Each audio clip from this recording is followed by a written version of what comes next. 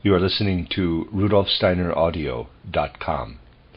This is a reading of a cycle of lectures by Rudolf Steiner, given in England, in actually London, in 1922, entitled Man's Life on Earth and in the Spiritual Worlds. Lecture 1. It is absolutely necessary at the present time that a number of persons should be aware of the position of humanity today as regards spiritual development, and the means to be adopted to prevent our civilization from going to ruin. Speaking now in a purely anthroposophical way, I may say that the forces which draw man down to earth are those spiritual forces known to us as the Ahrimanic, which include all that is thought or carried out materialistically by mankind, everything simply and solely intellectual. These Ahrimanic forces are very strong in our age, and they seek every means to impress the souls of men. They try in every way to lead them astray into materialistic frames of mind, into experiencing the world in a purely intellectual manner. For this reason, there should be a number of persons who know how the evolution of man must proceed in order that it may attain its goal as humanity of the earth. To grasp this, it is necessary that we should glance back a little at the development of humanity. We might look back into still more remote times, but it is not necessary today for us to go beyond the 3rd or 4th millennia before the mystery of Golgotha. We shall trace the development from that time to our own, from a particular point of view. In the ancient time of which I wish to speak first, a civilization was developed in the East, in Africa, which in my book, titled Occult Science, I have called the Old Persian. Zarathustra, or Zoroaster, was the teacher of mankind during this old Persian epoch. He was not the Zarathustra of whom history tells, and who lived at a later date, but a much older teacher of mankind. In those remote ages it was customary for the pupils of a great and significant teacher to retain his name for a long time, and the man known to history as Zarathustra was the last pupil of the great Zarathustra. Zarathustra was initiated in a very special way into the mysteries of existence, and was able to teach the humanity of that epoch as a great initiate, a very remarkable initiate. Through his initiation he knew that in that part of space at which we gaze when we look at the sun, there dwelt a great and mighty cosmic spirit. Where we today, with our ordinary consciousness, see the physical sun, Zarathustra beheld a great cosmic spirit, and this cosmic spirit exercised a spiritual influence upon him. As a result of this, he knew that in the sunshine, in the rays of the sun's light, come the divine spiritual rays of grace, which are able to enkindle the higher man in the human soul and spirit, the higher man whom the ordinary man must strive to reach, and to whom the initiates of old gave no external name, but a name which came to them as a result of their knowledge. Thus the great initiate Zarathustra, or Zoroaster, was called by his pupils the radiant star, by which they meant the radiant divinity which sends the rays of wisdom to the earth. In comparison with all the later initiations, this was of a higher order, for in that spiritual cosmic sun beheld by Zarathustra were contained all the forces which cause stones of the earth to consolidate, which cause the plants to grow forth from their seeds, which bring about the spreading of the different species of animals over the face of the earth, and which cause men to grow and prosper. Everything that took place on the earth was known to the first Zarathustra, the radiant star. He knew all this through his knowledge of the sun as a spiritual being. Then came a later time, when it was no longer possible to penetrate thus deeply into the cosmic secrets. This I have called in my occult science the Chaldean Egyptian civilization. Even then people still looked up to the sun, but they no longer saw its radiating force, only the luminous and shining globe. And it was Ra, whose earthly representative was Osiris, who shone down to them in the sun that circled round the earth. Thus, when the initiates of old were no longer able to perceive in complete inner clearness the radiant cosmic God, but only that which came from the primal forces, from the astral forces of the sun, certain secrets were lost. Zarathustra saw a being in the sun. At all times he could see the being there. But the Egyptian and Chaldean initiates only saw the forces of light and the forces of movement which came to the earth from the sun. They already saw something less than a spiritual being. They saw spiritual deeds, but not a spiritual being. And the old Egyptian initiates designated the one who on earth represented those forces of the sun, which we as human beings have within us, as Osiris. When we come to the Greek age, the 8th, 7th, 6th, and 5th centuries before the mystery of Golgotha, it was no longer possible to look into the mysteries of the sun. Men could then only see the manifested effects of the sun around the earth. They only saw, in a sense, the working of the sun in the ether, which filled the space around the earth. And this ether outspread round the earth, and which also permeates man, was called by the Greek initiates, not by the people, but by the initiates, by the name of Zeus. Thus there was one stage of development in which the initiates saw a spiritual being in the sun, one in which they saw in the sun only the forces that work from thence, and one in which they could see nothing but the manifested effects of that working in the earth's ether.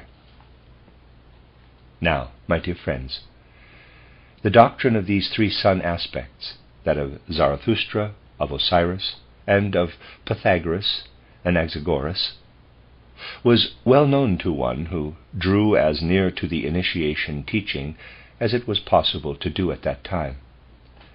These three mysteries were known, not as a doctrine, but as a tradition which passed through the mystery schools to Julian the Apostate, who was so filled with awe by this threefold sun mystery that what came to him through Christianity seemed small in comparison. He too learned something of the immeasurable story into which Zarathustra had gazed. He too learned something of that activity of fire, light, and cosmo-chemical forces that had first been perceived in the ancient mysteries, but which came down to him through tradition. And this teaching appeared to him so grand, so mighty, that he could not profess Christianity. He wanted to do something else. He wanted to proclaim to all mankind the ancient mysteries, into which he had been initiated up to a certain grade. On account of this was the dagger sharpened, which was to bring him to a violent death. That dagger was used by one of those personalities who, in those olden times, was of the opinion that it was not permissible to communicate the high teaching of initiation to mankind in general. The dagger was wielded by one who held that ordinary humanity should only hear what was taught externally about the sun at that time. Julian the Apostate proclaimed that the mysteries of the sun were threefold. One was the mystery of the earthly ether, another was the mystery lying behind the heavenly light and warmth and fire and the life forces, and another that of a purely spiritual being. On account of this, he was done away with.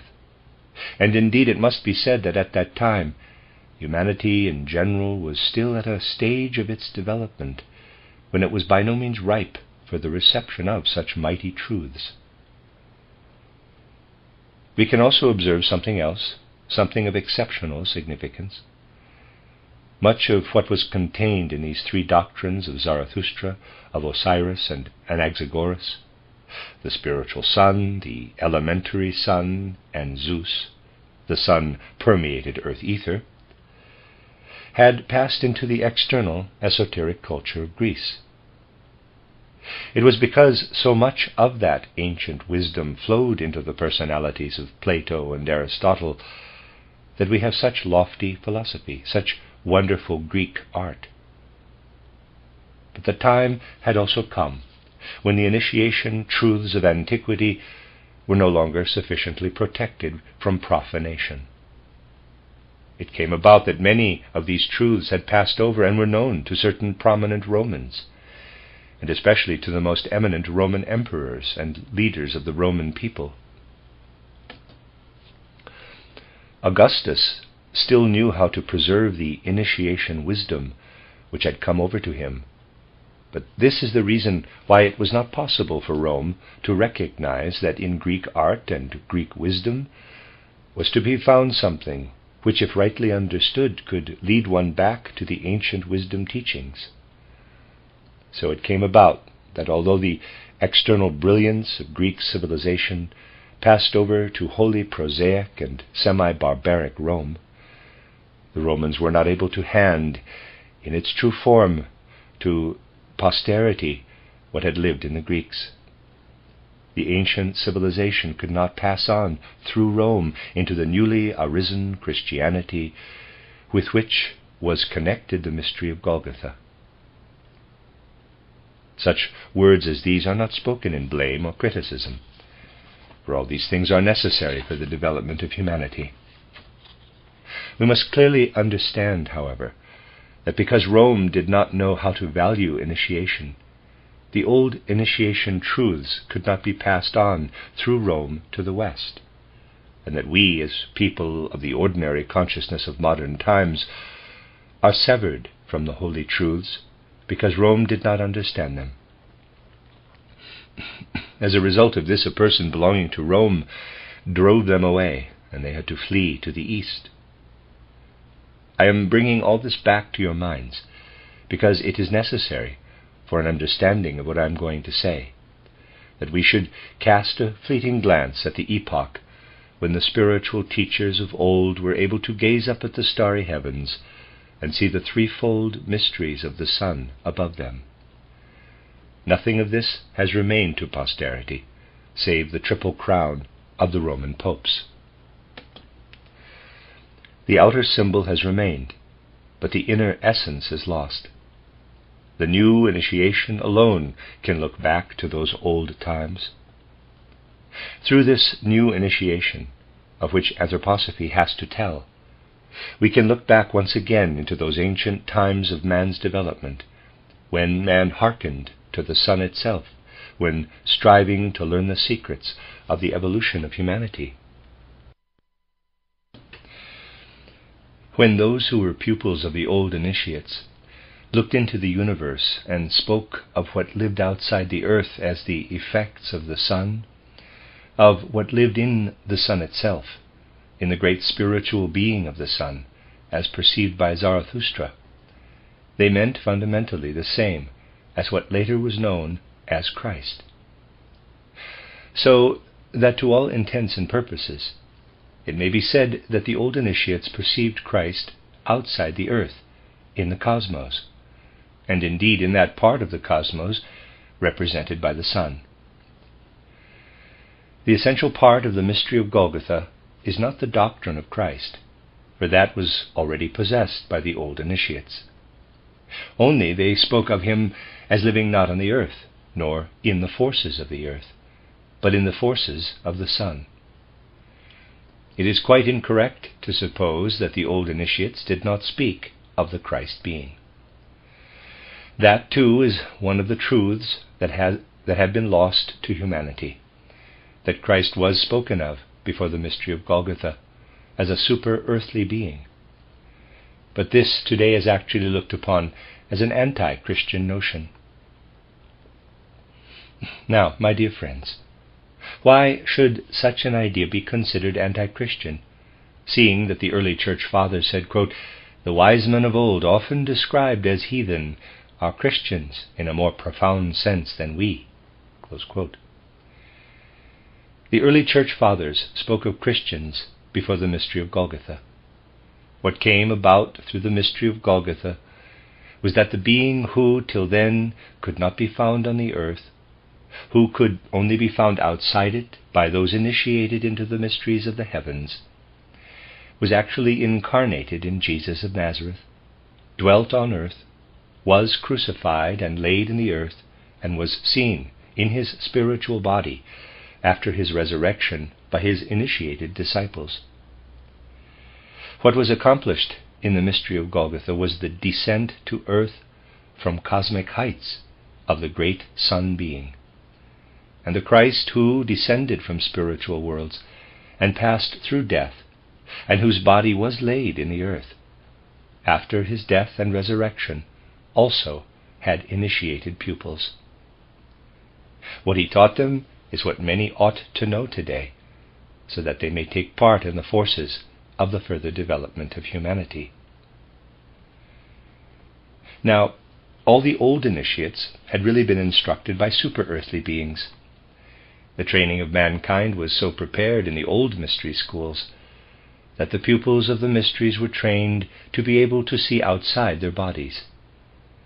Through this vision, they became acquainted with such beings as the great Sun being, whom Zarathustra knew when he learned to know Christ. But they also learned to know other beings of the different hierarchies. We must think of the initiates as having learned the spiritual language spoken by such a being when he descended to earth, and they used this spiritual language as a means by which people could be taught in olden times. In those days men had divine teachers. Christ himself taught as a divine teacher after his resurrection. He, however, could teach something more, something different from that which the earlier divine teachers taught. They spoke much of the mysteries of birth, but nothing concerning the mysteries of death, for the divine world had not passed through death.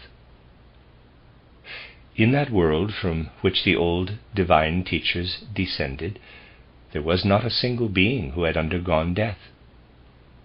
Death was an experience which could only be passed through by human beings on earth. The gods looked down upon men, but they actually knew of death only externally. Christ became acquainted with death on the earth. He was not only made manifest in a human being at certain times as a revelation, as had been the case with the ancient teachers, but he dwelt on earth as human soul, as God in a physical human body. He made acquaintance with death. He really knew death. He passed through it. And he became acquainted with something more besides.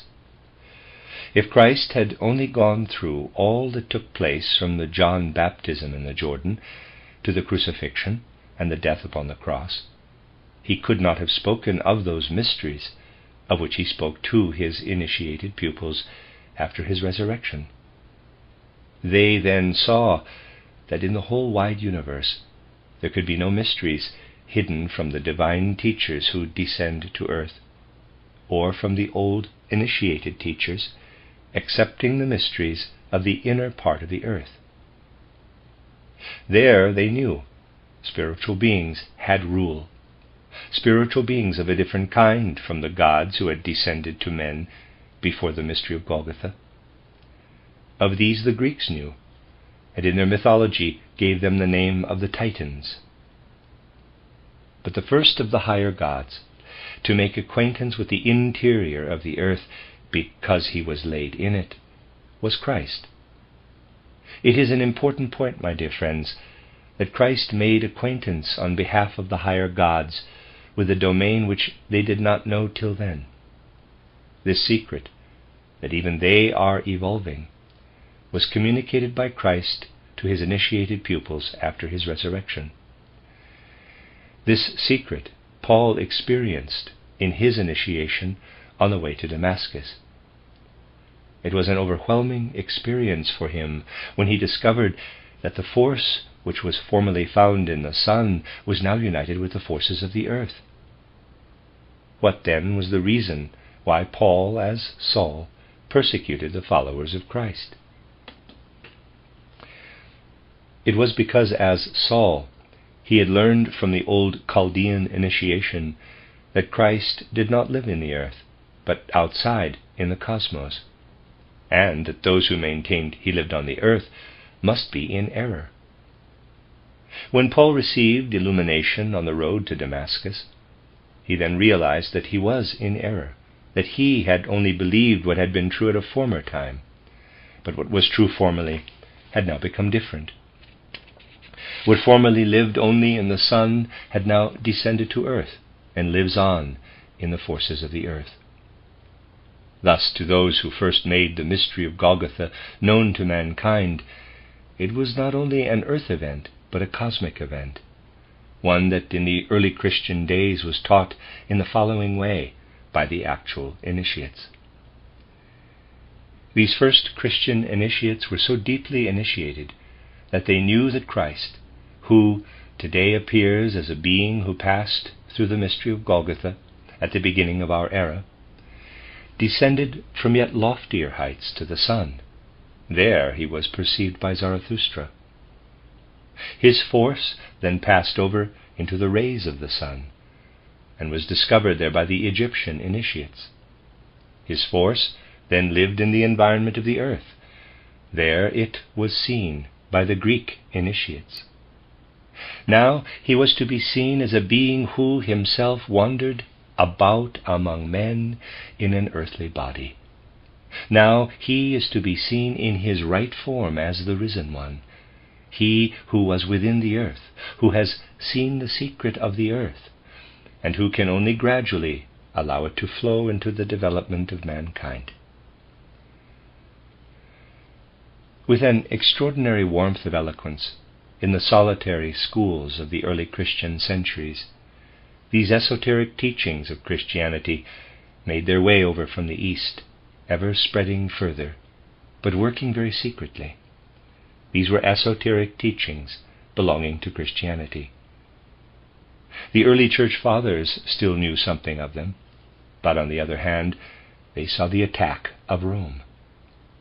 The clash between the early Christian impulse and anti-spiritual Rome was mightier than anything of which history has any idea. Rome drew, as it were, a mantle of externality over the deepest mysteries of Christianity. No one today has any conception in their ordinary consciousness of the kind of relation between the men of old and the forces of the universe. The man of the 4th and 5th millennia knew that when he ate certain substances, these worked on further in his body, and the forces of the cosmos became manifest in him. What did Zarathustra teach his pupils? He taught them as follows, quote, "When ye eat the fruits of the field, they have been irradiated by the sun, but in the sun dwells the great spiritual being. From the cosmos outside, the force of the great spiritual being passes in its rays into the fruits of the field.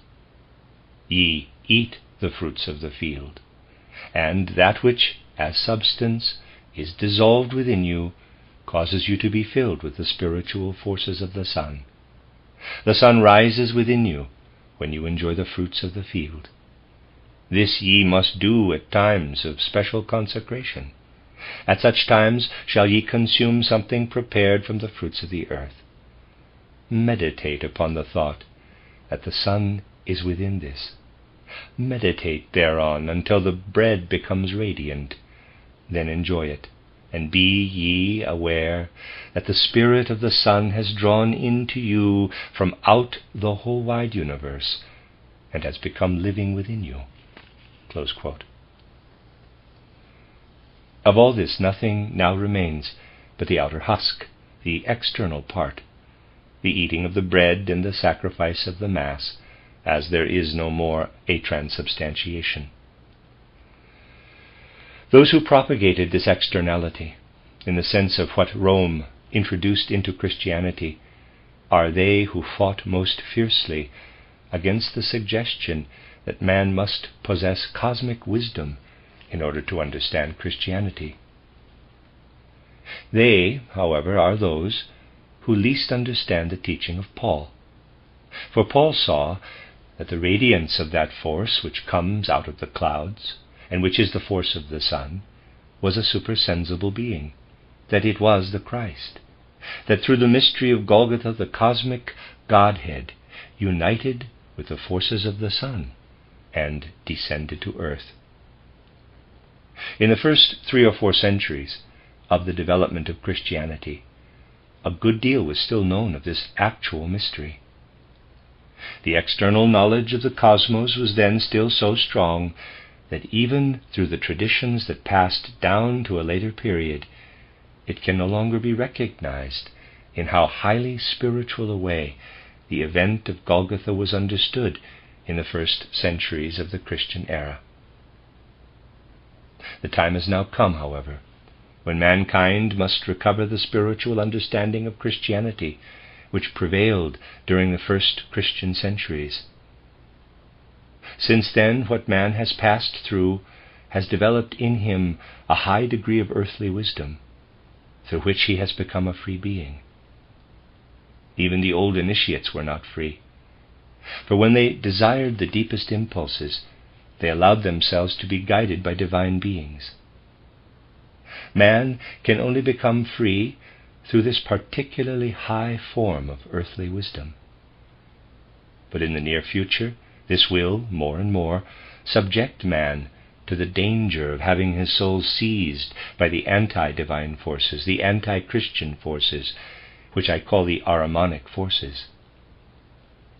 We possess much science, but it has not yet been permeated by the Christ thought. We talk of our culture, yet no one feels induced to Christianize our natural science.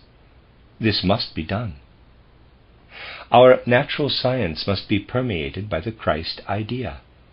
Otherwise, all that man has brought out of the cosmos will be lost. In those olden times, men were still receptive. They still received understanding through the cosmic food they enjoyed. But man became more and more estranged from cosmic life. During the later Egyptian Chaldean civilization, the old initiates were still able to speak of the forces coming from the gods, of the forces that penetrated the plants and the stones. That is why it was possible for the science of healing, of medicine, to arise at that time. All that works best comes from those olden times, only people are not aware of it. We must, however, turn back again to those sources. We must have a science of medicine really able to look into the deeper forces of being. The solution will devolve on the modern science of initiation, and anthroposophy wishes nothing better than to give humanity what can now be acquired. My dear friends, it is a fact that since the year 1899, the end of Kali Yuga, the dark age, as the prophets called it, is no more. Around us lies the spiritual world, which can reveal itself, can manifest. We can observe it, and it is our task to listen to its revelations. Anthroposophy desires to draw men's attention to this. It does not concern anthroposophy alone, or even mankind. It is the concern of the whole cosmos. When one communicates the knowledge of the science of initiation in detail, concretely, one must expect that under certain circumstances this or that assertion will be ridiculed. But I began by saying that we need a number of persons who have gained from the science of initiation some few facts concerning the development of humanity. And you may conclude that it is necessary today that we should not simply soar in the clouds without knowledge, but that we should animate it and really penetrate into human life with it. This can only be done if this general knowledge speaks forcefully and in a living way of human life. Let me here relate the following. In one of the monasteries in Italy, at the time of the later Crusades, there lived a young monk. He was an exceptionally gifted man, and was able to enter deeply into what had been handed down from early Christian times, not in written documents, but as tradition, passed from one to another, and was carefully preserved in certain monasteries. In many a solitary hour, the young monk learned much in this way. When he was older, he joined one of the later Crusades, and in Palestine, or at any rate in Asia Minor, he fell ill and was tended by a very old monk who had been initiated into the mysteries of Christianity. A deep longing was aroused in the young monk to learn these deeper mysteries, but he died while in the East. Later, he was reborn as a personality in whom lived the forces of his former earth life in a very remarkable way. As I said, it is very easy to ridicule these things, but it is absolutely necessary that such concrete matters should be described from the science of initiation. The day will come when it will be seen that it is just as easy to speak historically of these things gained by spiritual perception as it is to discuss external scientific facts. The personality in question was the one known as Cardinal Newman. If you study his own account of the story of his youth and learning, you will see that in him lived a strong personality belonging to a form of Christianity different from that of those around him. You will see why he wanted to get away from the intellectual force of Christianity, and how he dreamed of another sort of consciousness, such as was possessed by the first disciples of the risen Christ on earth. If you follow up the life of Cardinal Newman further, noting how, at his investiture, he uttered the significant phrase, quote, "There is no salvation for religion except it be through the coming of a new revelation," close quote, you will realize that his search was the result of the strong longing felt in his former earth life. He felt the origin of those spiritual forces of which I have spoken. He sensed that one must acquire a new science of initiation through a special development, and that only thus could a new spiritual revelation come about. As regards his conception of Christianity, he never got beyond a certain traditionalism. But I need not go into the story of his later development. You can read that here in your own language. He tried to find the light above the mists, while he really remained within those mists. A deeper knowledge of his being shows us that the fault was really not his. In this respect, he was a sacrifice to the times in which he lived. For what I have called the Ahrimanic forces worked with extraordinary strength in their attacks on him, taking possession of his thinking power so that it could not freely develop in spirituality. A man who wishes to develop freely at the present time must free his thinking powers from being fettered to his brain. Ahriman gains his greatest successes by shortening the second half of man's life between death and rebirth. The time spent by man between death and rebirth is of a certain duration. It consists, as shown in my mystery plays, of 2 parts. The second half runs its course after what is therein termed, quote, the cosmic midnight, close quote. And that is the time when Ahriman tries, and that is the time which Ahriman tries to shorten. In so doing, with his own thinking power, he lays hold eagerly and with great energy of the human brain. In a sense, he hacks his way into the brain. Ahriman constantly strives to fetter man to earth. That is the method by means of which the Ahrimanic forces are constantly at work on man. That is how they are always trying to bind his thinking powers to the life of earth when the spiritual world is in question. And the result is that people incarnate sometimes 200 years too soon. This must be fought against with the strongest energy. Just at the time when Cardinal Newman was at the helm, notwithstanding his powerful energy, he was not able to free his thinking power sufficiently. Otherwise he would not have spoken of something that must come, but would himself have discovered the way to a new revelation. We must refer to such a personality when we wish to point out what it is that will bring men to a new life, when we wish to speak of spirituality. For this spirituality will, in the manner indicated, once more make the mystery of Golgotha comprehensible to mankind, so that with its whole human significance it may penetrate man and live in his innermost being. I brought forward Cardinal Newman as an example here, for in this tragic personality one can study what is needed. And there is a great deal to be studied in this direction in this country. Hence, too, it should be understood in this country that there is an inner necessity to make the spiritual life, out of which Cardinal Newman was snatched by the Ahrimanic powers, once more comprehensible to mankind, so that this civilization may be saved from destruction. It may be said that insight into such concrete connections, if one recognizes them, will create the ideal to do all one can for the spreading of the spiritual life of mankind, which is the only salvation. Let us, however, be convinced of one thing, and that is that the Ahrimanic forces are very powerful.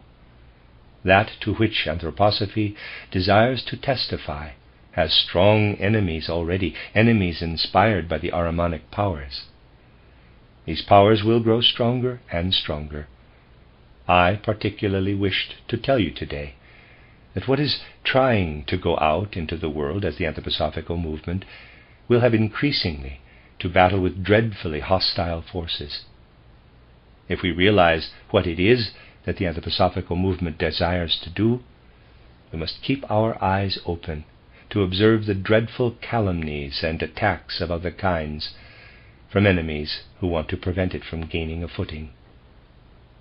No matter how strong these attacks may be, we must face them with a positive and living force of our own. It is necessary that the anthroposophical conception of the world should be made known straightforwardly and clearly, even though it may have to be so represented to the world that many will not believe what is fostered in this movement.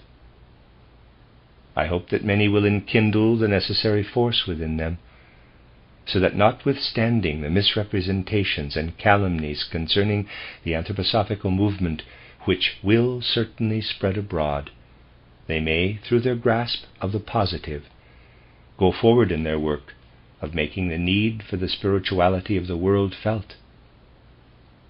This implies the recognition that it is a necessity for the evolution of mankind.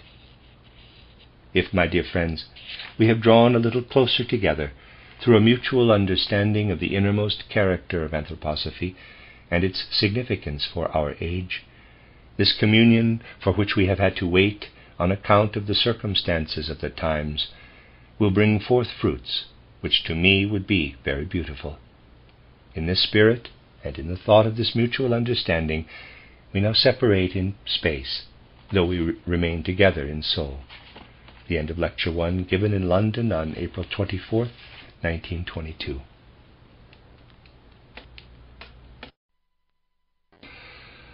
You are listening to RudolfSteinerAudio.com. This is a reading of a collection of lectures by Rudolf Steiner entitled Man's Life on Earth and in the Spiritual Worlds, given in England in 1922. This is Lecture 2, given in Oxford on the 22nd of August, 1922. My dear friends, let us consider certain matters today which will embrace many of the well-known truths known to anthroposophists. You are probably acquainted with the nature of the description I gave in my book titled Theosophy, of the worlds in which man has to live between death and a new birth. I propose today to give some further descriptions of these from a different point of view. Imaginations are in that book largely used in the description of the soul and spiritual worlds through which man passes when he goes through the gate of death, in order further to develop for a new earth life. Today I shall take the subject not so much from an imaginative standpoint as from that received through inspiration. In order to arrive at an understanding, let us begin with the experiences we have in our earth life. At any given point of time between birth and death, we face the world in our physical body, that part of our being which is enclosed in our skin and contained in our physical body we call our human nature. We assume that in the human being not only are there hidden anatomical and physiological processes at work, but that soul and spiritual processes also play a part therein. In speaking of ourselves, however, we mean what is enclosed within our skin. We work out into the world. The world is around us, and we call it our external world. Now we know that we make picture concepts of our outer world. These picture concepts live on in us. Thus we have the outer world around us, and in our soul life we have reflected pictures of the outer world. When we are passing through the life between death and a new birth, we are in the world which here on earth is our outer world. All that we can see or sense as our outer world then becomes our inner world. We call that our ego. Just as we now consider our lungs as belonging to our ego, so in the life between death and rebirth, we look upon the sun and moon as our own organs within us. The only outer world which we then possess is ourself, as we were on earth, our earthly organs. When we say here on earth that within us are lungs and heart, and outside us a sun, a moon, and a zodiac, so in the life between death and rebirth we say, within us zodiac, sun, and moon, outside us lungs and heart.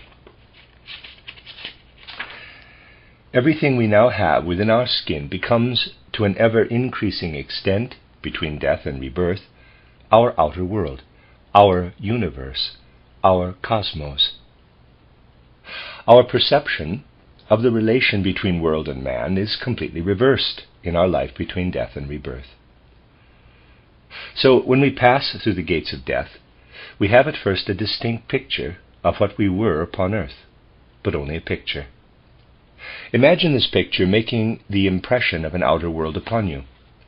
At first, this picture is as a sort of phenomenon, and during the first period after death, the consciousness of what we were on earth as human beings takes the form of recollections and pictures of earth life.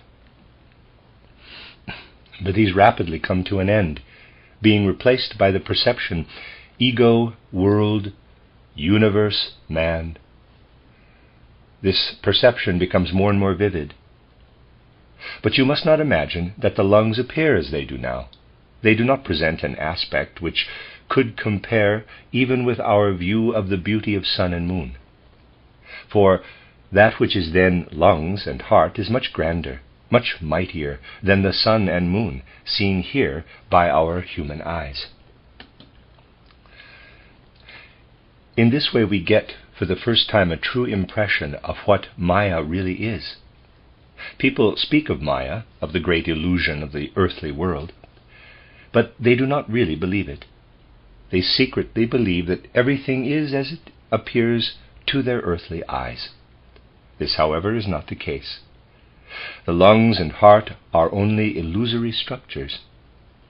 In reality, our lungs are only one very marvelous part of our cosmos, and so is also our heart. The heart in its reality is something much more majestic, much grander than a sun. We see the gradual appearance of a great cosmic world, and we can say, below this cosmic world are the heavens. But what we really mean is, quote, below it is that which is preparing the human head for its next incarnation." Close quote. What is below is above. Everything is reversed.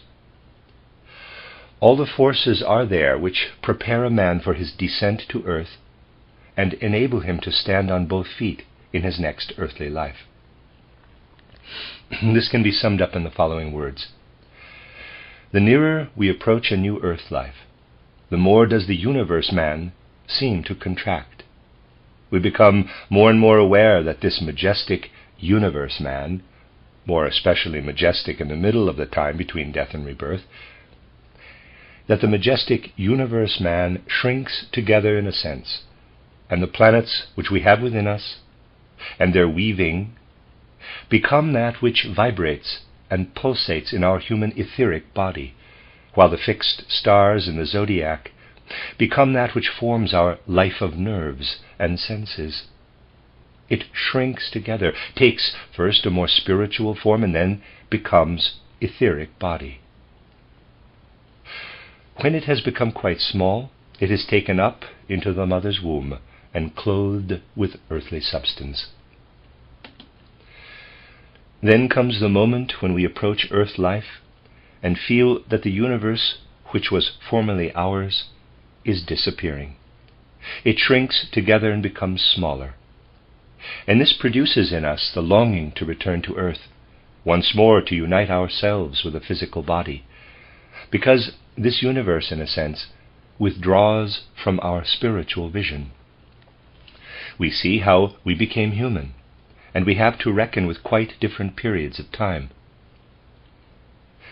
The life between death and rebirth is one of centuries, and if a man is born in the 20th century, his descent has been slowly prepared since as long ago as the 16th century.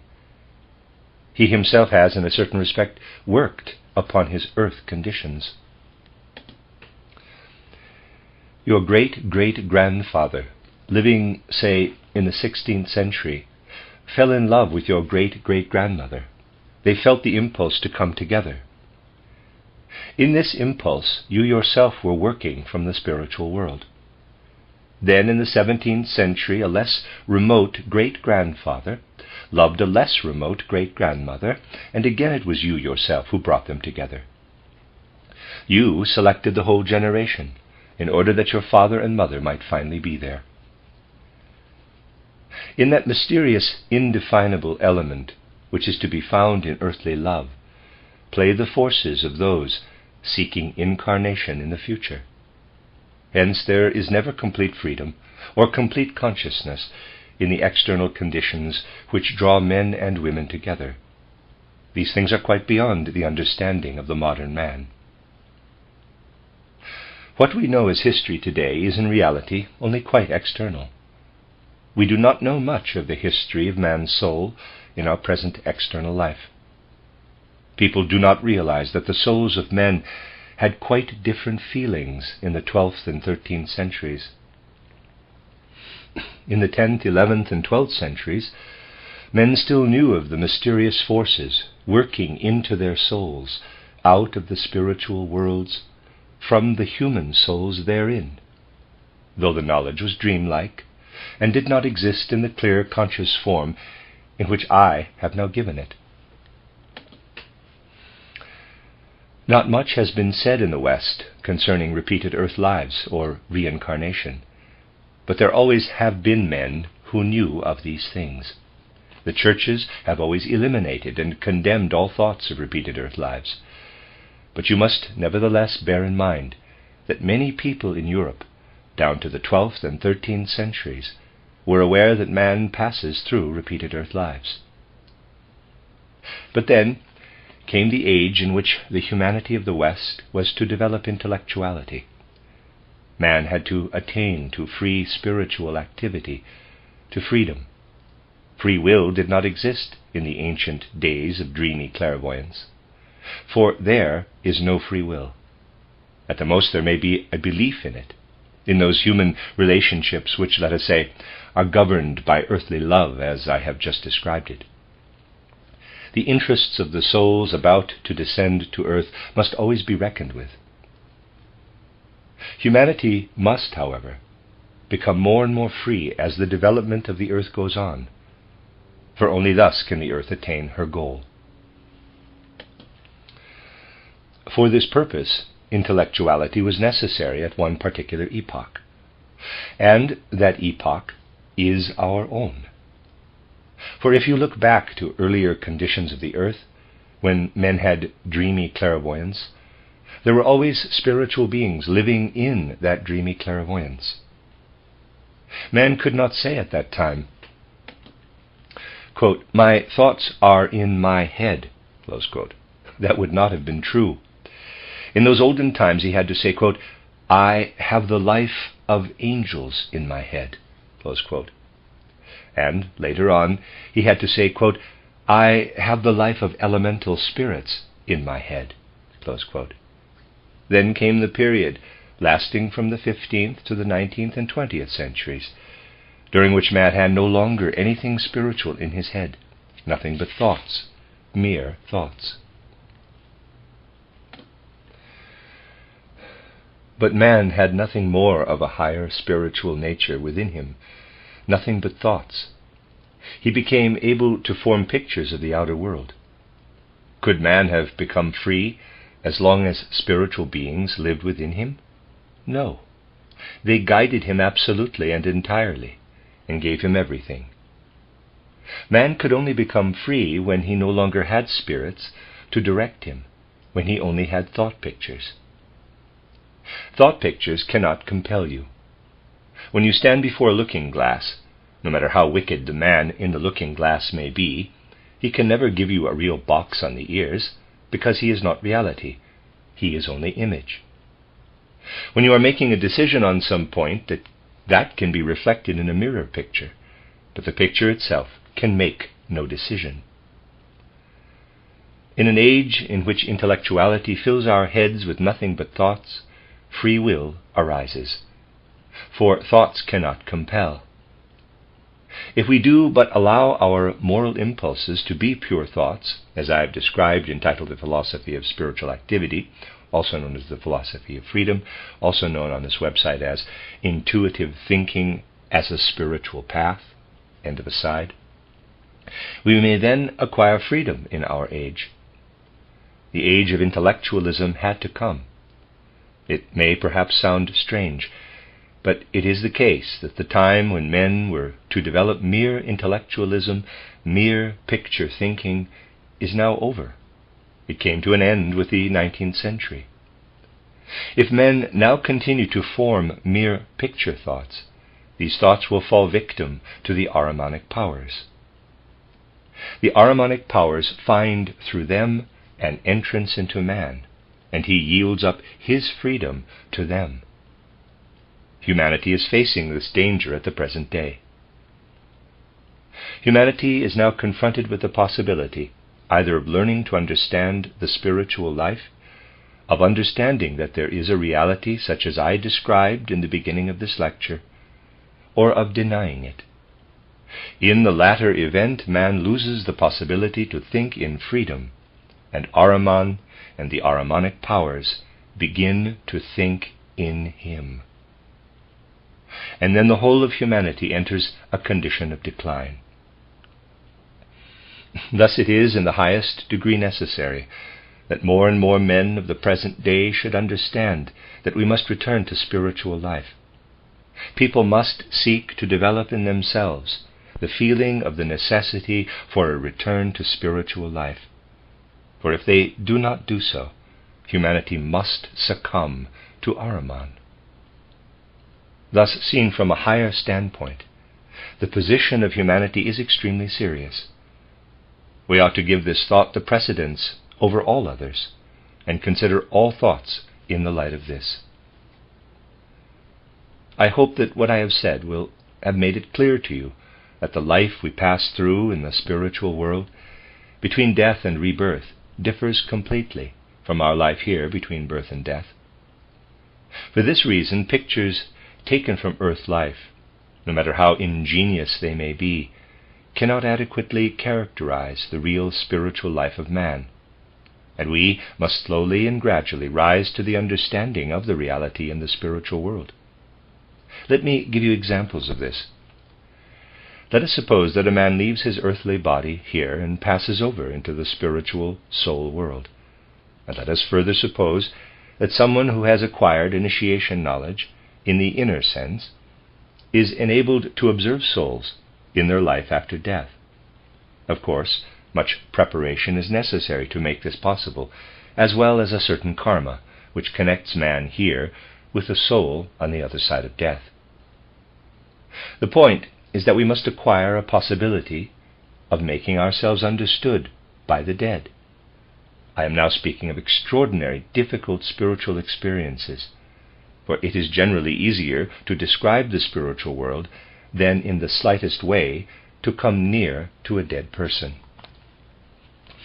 People are very wont to think that there is no difficulty in approaching a dead person, but it is much more difficult to do so than to acquire ordinary spiritual knowledge. Now I should like to tell you of a few peculiar circumstances connected with communion with the dead. In the first place, it is only possible to associate with them if one can transfer oneself into their memory pictures of the physical world. The dead are still attached to human language, and indeed to the particular language native to them here, but their relation to language alters. One notices, for instance, on coming into touch with a man who has died, that he very soon ceases to have any understanding for nouns, for substantives. Substantives are words which the living here may direct to the dead, but the dead, if I may make use of the expression, simply do not hear them. On the other hand, all verbs, words of action or activity, are intelligible to the dead for a comparatively long time. As a general rule, we can only come to an understanding with the dead when we know how to put questions to them in the right way. Sometimes it is necessary to put these questions in the following way. One day we concentrate in profound stillness on the dead man, and on an actual concrete experience that we shared with him, and which he held dear during life.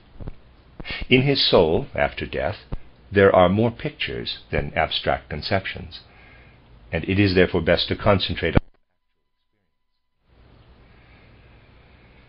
In this way we can gradually come near to the dead man. As a rule, one does not receive an answer immediately. Often one must sleep over it, perhaps for some days, and then the answer may come. But one can hardly ever get an answer from the dead if the question is clothed in the form of substantives. One must try to clothe all substantives in verbal form. This is absolutely necessary. Verbs are what the dead understand best, and the meaning must be made very clear. For instance, the dead could never understand the word table, but if one can represent the activity of making a table, a process of becoming, one is then able gradually to make the dead understand, and one will get an answer, but always in verbal form. Indeed, frequently not even in verbal form, but in what we on earth call interjections, exclamations. The dead always speak in letters, in combinations of sound. The longer man remains in the spiritual world after death, the more does he accustom himself to speak a language which can only be assimilated when one gains the power of distinguishing in earthly speech not the abstract significance of words, but the content of the feeling in the sound as well. I spoke of this in the lectures on education. In the letter ah, we feel something like wonder. We take this wonder into our own soul if we do not merely say ah, but ah. Ah, I am astonished. The wonder passes into me. That is the meaning of ah. Now, if I add m and say mach, I have a continuation of what made me astonished, as though m were a step further. And I have now completely entered into the feeling of astonishment. We often get answers from the dead in these combinations of sounds. The dead do not speak English or German or Russian. They speak in such a way that their language can only be understood by the heart and the soul, when these are in close connection with the ear. I have already told you that the heart is more majestic than the sun. To earthly sight, the heart is somewhere within us, and if we dissect it, it does not seem to be so very beautiful. In reality, the heart is in the whole of man. It permeates all the etheric organs and is also in the ear. We must become more and more accustomed to this language of the heart, which is the language of the dead. This we can do if we gradually discard everything of the nature of a substantive and pass on to what is of the nature of a verb. For a long time after death, the dead can more or less understand that which is active, which is becoming. Later on, however, they understand a language which is no real language at all. What we receive from the dead, we have then to translate into earthly language. Man grows out of his body gradually into the spiritual world, and there his whole soul life is different. As the time gradually approaches for man to descend to earth again, he must once more alter his soul life, for he has to perform the mighty task of first constructing the astral form and then the etheric form of the future physical being on earth. What we accomplish here on earth is external work. Our hands are busy doing external things. Between death and a new birth, our soul is busily occupied in constructing our body. It is nothing more than semblance that man comes into being through heredity. Through inheritance it comes about that he is clothed in the most external physical sheaths. But the form of his organs he has to build up himself. I shall give you an example of this, and I should like to borrow a glove. When man approaches earth life, he still has sun and moon within him. These gradually shrivel up. In your cosmic life, you feel your sun and moon organs shriveling up, just as here you might feel both your lungs shriveling up. And then something severs itself from the sun and something from the moon. Now, instead of having sun and moon within us, as was formerly the case, there is a kind of image of the sun and moon before us, two glittering, shining, gigantic globes. One is the spiritualized sun, and the other is the spiritualized moon. The one is bright and shining light. The other glimmers, is more warmth-giving and fiery, retaining the light within itself, as though egoistically. These two globes, which sever themselves from the cosmic human being as he is transformed, the Adam Kadmon, who still exists today, draw nearer and nearer to each other. Descending to the earth, we say, sun and moon are becoming one.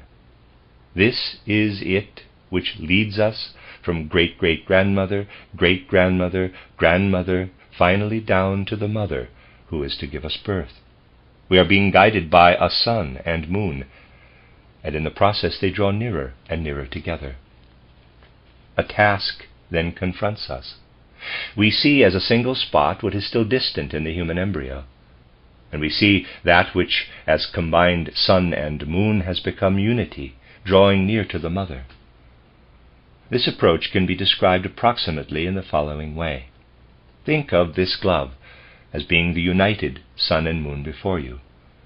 You then know, when my cosmic consciousness has completely disappeared, when I pass through a darkness, that is after conception, when man enters the embryo, I shall have to turn this inside out, so that the inside will become the outer. That which was sun and moon must be turned inside out, leaving a small opening through which I must pass with my ego, and this will form the image of my human body on the earth. That, my dear friends, is the pupil of the human eye, EYE. Out of what is now unity, the two eyes arise, like two mirror pictures. These are the two human eyes, at first united as one united sun-moon, which then turns inside out. We are then confronted with the task accomplished unconsciously, of turning the whole thing inside out, of turning the inner into the outer and slipping in through the small opening, it then all divides again. In the embryonic state, two physical pictures are formed. For the physical embryonic eyes are two pictures, originating from the sun and moon.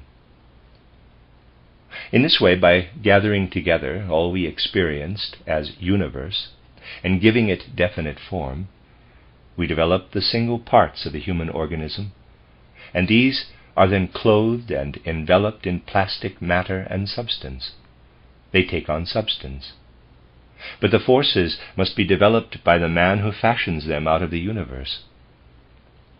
For instance, when we pass through the sun as it stands in the sign of Leo, either at birth or before, we do not then form the I from the sun and moon, I-E-Y-E, for that took place previously.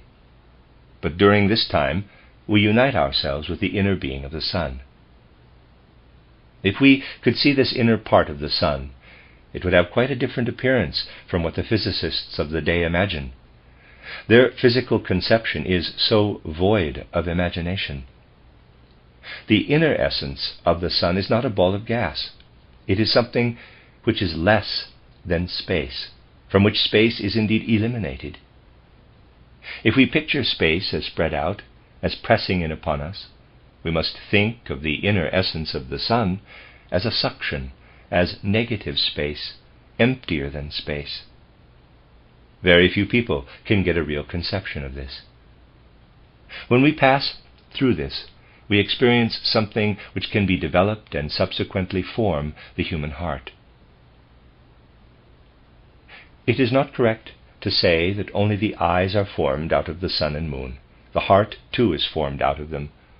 But the heart can only be formed from the sun when the sun has within it the forces of the constellation of Leo. Thus, man actually builds up his whole human organism, either from the movements of the planets or from the constellations of the stars of the universe.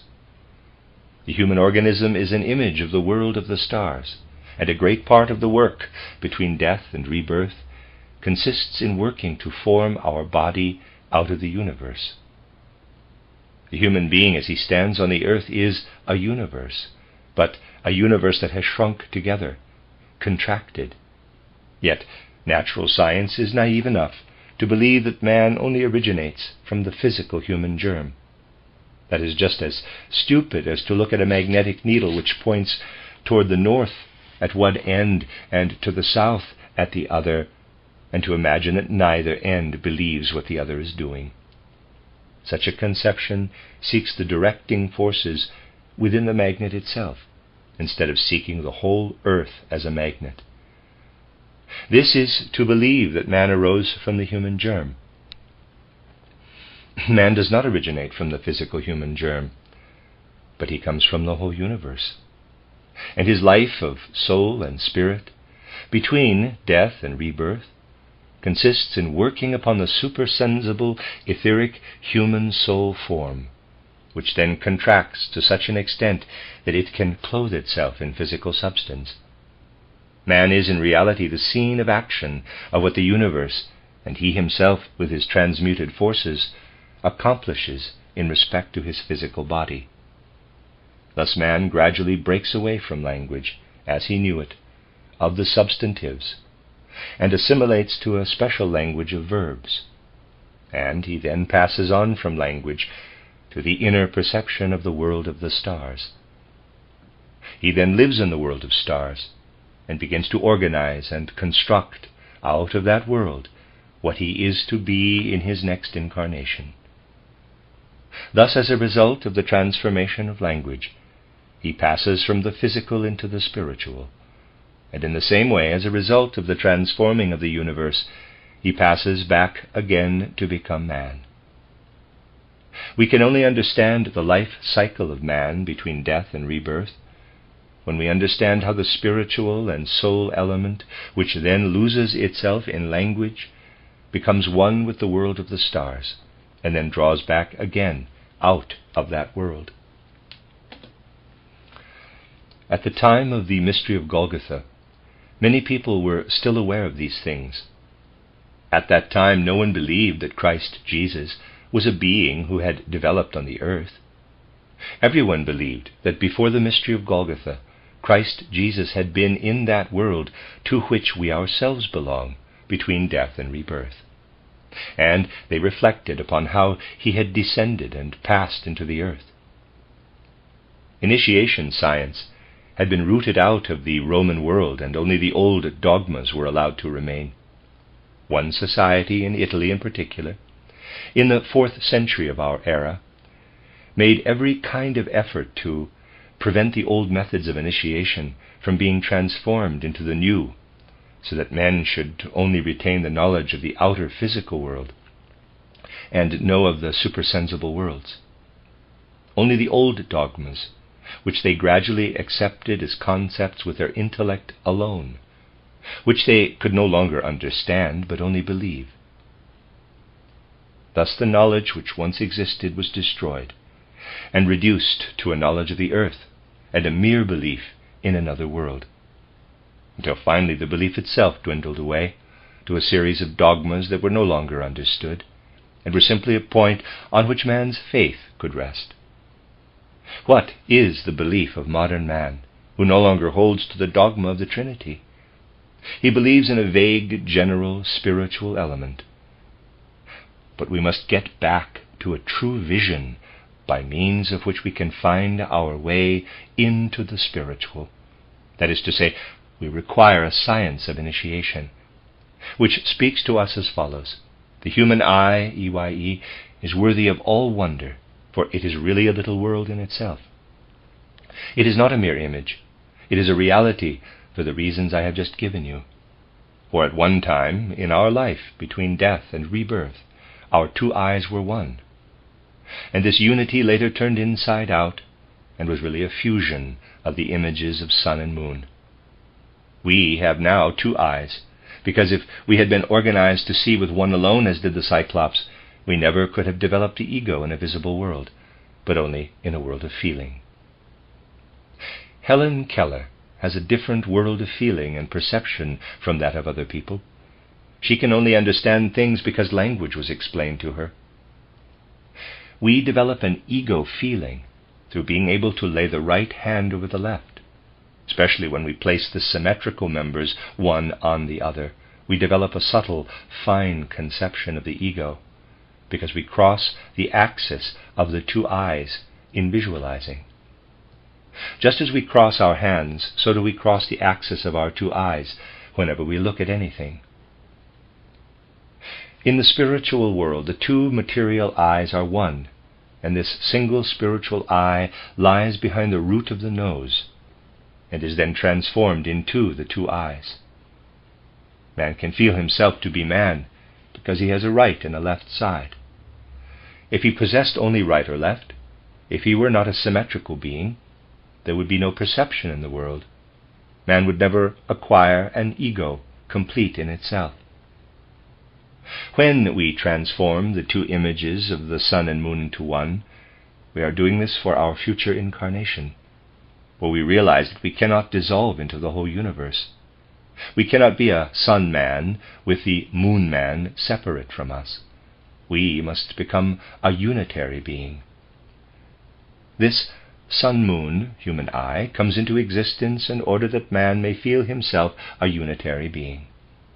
The sun-moon, human eye, is transformed into the form of our own eye, EYE. Our two eyes are simply the images of the unitary sun-moon, human eye.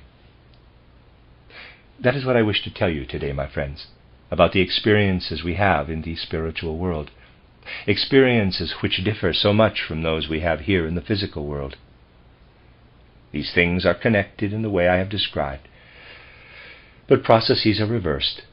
If we could turn a man inside out as I turned the glove, so that the inside becomes the outer, then the heart, for instance, becomes the surface of the human being. He would not continue to live as physical man, as you can well believe. If you could take hold of his heart, turn him inside out, like a glove, he would no longer remain a man such as he is here, but would extend and spread out to a universe. For if we can concentrate on one point in the heart and possess the power to turn ourselves inside out in spirit, we ourselves become the world which otherwise we experience between death and rebirth. That is the mystery of the human inner being, which only in the physical world cannot be turned inside out. But the human heart is itself a world turned inside out. Thus is the physical earth world connected with the spiritual world, and we must accustom ourselves to this turning inside out.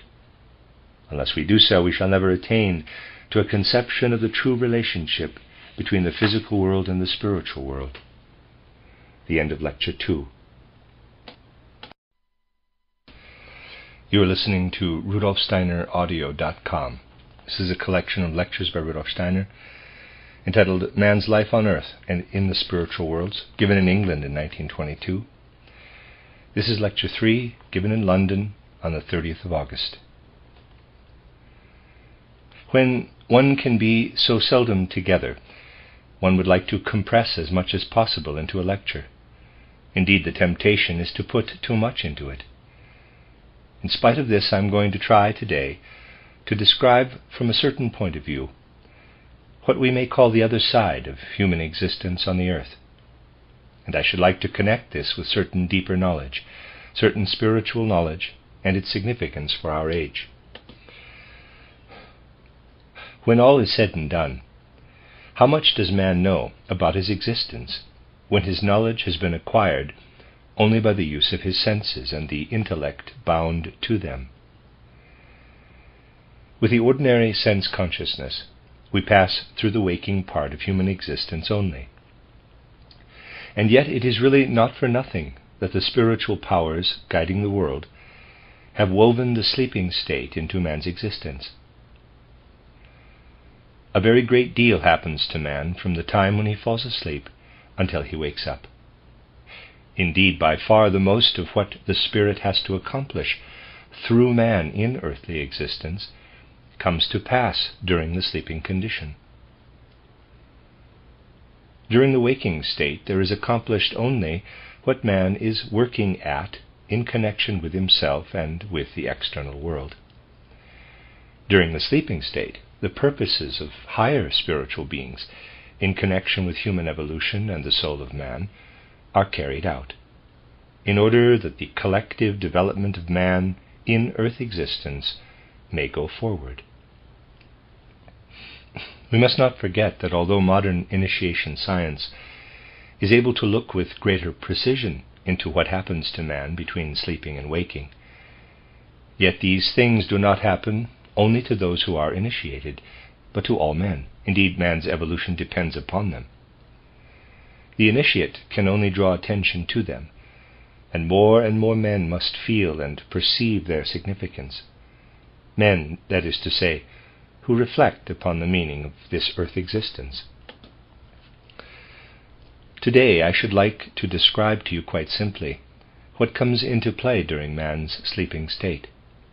You know that an external description of falling asleep may be given thus. Man's astral body and ego detach themselves from his physical and etheric bodies. This ego and astral body are then in the spiritual world, and do not permeate the physical and etheric bodies as they do from waking till going to sleep. But if we look at what really happens to man during his sleep condition, we find that we must return to the consideration of how he is connected with the earth during waking life. In the first place, he is connected with the earth through his senses, inasmuch as he perceives and cognizes through them the phenomena of the different kingdoms of nature. He is further connected with the earth, however, inasmuch as during waking life his unconscious functions come into play. He carries on his breathing, for example, and into the air of the breath the whole earth enters. Innumerable substances in a very subtle and refined condition are present in the air that man breathes. But just because they are in this very subtle condition, their effect is extraordinarily significant when, through the air that is breathed, they are taken up into the human organism.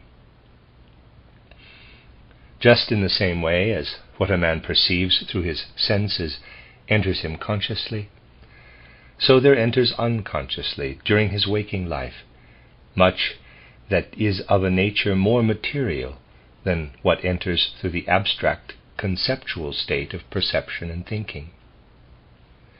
In a more material sense, the surrounding world enters into man through the breath. And when you take into consideration in what high degree the human organization is dependent on all that it takes into itself in the different food substances of the earth, you will realize that a great deal is working upon man in his waking state. That, however, is of less immediate interest to us today. What we are considering today is what works upon man in his sleeping state. Just as the external substances, the earth element, are connected with man during his waking state, so when he passes over to the sleeping state, he enters into a certain connection with the whole cosmos. This is not to be understood to mean that man, with his astral body, embraces the magnitude of the cosmos every night. Such a statement would be an exaggeration. Man, however, does grow into the cosmos every night. Just as here we are connected with the plants, minerals, and the air, so during the night we are connected with the movements of the stars and planets and with the constellations of the fixed stars. From the time of going to sleep until we wake up, the world of the stars is our world, just as the earth is our world in waking life. The first thing to bear in mind is that we can distinguish different spheres through which we pass between the time of going to sleep and of waking. The first sphere is that wherein the human ego and astral body, that is to say the human soul as it exists in sleep, the human soul then, feels itself to be connected with the movements of the planetary world.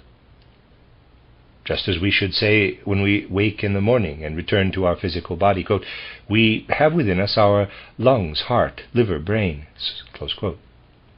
So, speaking of the sleeping state, we should say, quote, in the first sphere that we enter directly after falling asleep, and again just before waking up, we have within us the forces of the planetary movements, close quote. It is not as though every night we took up within us the whole movement of the planets, but what we bear within us as a reflection is, in point of fact, a minute picture in which the movements of the planets are faithfully reflected. It is different in each man. We may put it thus. When a man first goes to sleep, he experiences the planetary movements in such a way that he has a reflection in a kind of planetary globe. He has a reflection in a kind of planetary globe in his astral body of what is going on in universal space between the planets as they move. This is man's first experience after he falls asleep. Let me read that again. We may put it thus. When a man first goes to sleep, he experiences the planetary movements in such a way that he has a reflection in a kind of planetary globe in his astral body of what is going on in universal space between the planets as they move. This is man's first experience after he falls asleep. Now, you must not say, quote, I have no concern with all this, for I am not conscious of it at all, close quote. True, you do not see it with your eyes or hear it with your ears. But in the moment of your passing over into the sleep state, the portion of your astral body that during waking life is incorporated in the heart becomes a heart eye, E-Y-E, and is able to see what is going on in this way. This heart eye is actually aware of what is there experienced, even although it is true that the consciousness of it in man of the present day is very dim. This heart eye is conscious of what is experienced during the first period of time, after going to sleep in such a way that it looks back to the man who as physical and etheric body is lying in bed. The ego and astral body look back with the heart eye. And what is then inwardly experienced as the reflection of the planetary movements in the body, streams back again from our own etheric body, so that we see the reflected picture from our own etheric body. The present constitution of men is such that when they wake, they immediately forget the dim consciousness which they have had in the night through their heart eye. It is a dim consciousness, and there is no more than an echo of it in dreams, which, although possessing something of planetary movement in their inner mobility, contain pictures from life. These pictures from life insert themselves into the dreams that are subject to the movements of the planets. The pictures enter because the astral body dips down into the etheric body, and the etheric body preserves the memories of life. It may be that you wake up in the morning, having returned through the sphere of the planetary movements. Let us say that you have experienced therein, parenthesis, because it is specially connected with your destiny or your karma, close parenthesis, a certain relationship between Jupiter and Venus. This may be. You may have experienced a certain relationship between Jupiter and Venus. If you were to take up into waking life what you there experienced between Jupiter and Venus, a great deal that is connected with your human faculties would become clear to you, for your faculties proceed from the cosmos, not from the earth. Your gifts and talents are fashioned according to the way in which you are related to the cosmos, and according to this also are you good or inclined at least toward the good or toward the evil. You would see what intercourse has taken place between Jupiter and Venus. You would have perceived this with your heart eye, or I might as well say with your heart ear, for one cannot precisely distinguish the consciousness in that sphere. Beside the fact that there is only very dim consciousness of what has occurred, it is forgotten. But into this intercourse between Jupiter and Venus, which is being carried on in a reciprocal movement in your astral body, there enters what you experienced, let us say, at midday when you were 17 or 25 years old, perhaps in Oxford or Manchester or somewhere else. Pictures enter into and mingle with the cosmic experiences. Hence the pictures and images in dreams have a certain significance, but they are not the element of greatest importance. They are the garment, as it were, which is woven over the cosmic experiences. The experience arising through this heart consciousness is associated with a certain feeling of alarm. In the case of nearly everybody, certain sensations of alarm are associated with this experience. Especially is this the case when, from the human etheric body of man, there radiates and sounds back the cosmic experiences. For instance, when that which has been brought back from the etheric body in such a way that a ray full of significance for your heart consciousness comes back from the human head, and another ray from the region under the heart blends its sound and its light therewith, then there originates this alarm for the heart consciousness. Because of this alarm, the soul that is not absolutely mature actually feels in sleep that the world mist has taken possession of it. The feeling is as though we become as thin as the world mist, as though we were floating like a cloud of world mist within it. This is an actual experience after we first fall asleep. And then, from this feeling of alarm, and this experience of being part of the world mist, within the world mist, there comes a feeling of surrender to the Godhead brooding over the world. These are the two basic experiences that come to man in the first sphere, through which he passes after falling asleep. Quote, "I am in the world mist, and I would fain rest in the bosom of the Godhead in order to be made secure against dissolution into this world mist." Close quote. The heart consciousness must carry this over to the morning, when man once more dips down with his soul into his physical and etheric bodies. For if this experience were not taken over into life, all the substances taken in by man through the following day as food, or which would otherwise be worked into him through digestion, and if he is hungry, when the substances would be taken from his own body, all these substances would take on their wholly earthly character, and the whole human organism would be brought into disorder. The importance of sleep for waking life is very great indeed. In the present state of the earth's evolution, man is not yet able to provide for the carrying over of the divine into waking life. For as men of the present age are constituted, it is hardly possible for them to generate power sufficient to bring these things in full consciousness from the other side of existence to this. When he has experienced this, man comes to the next sphere, but he does not lose the first experience. That remains in his heart consciousness.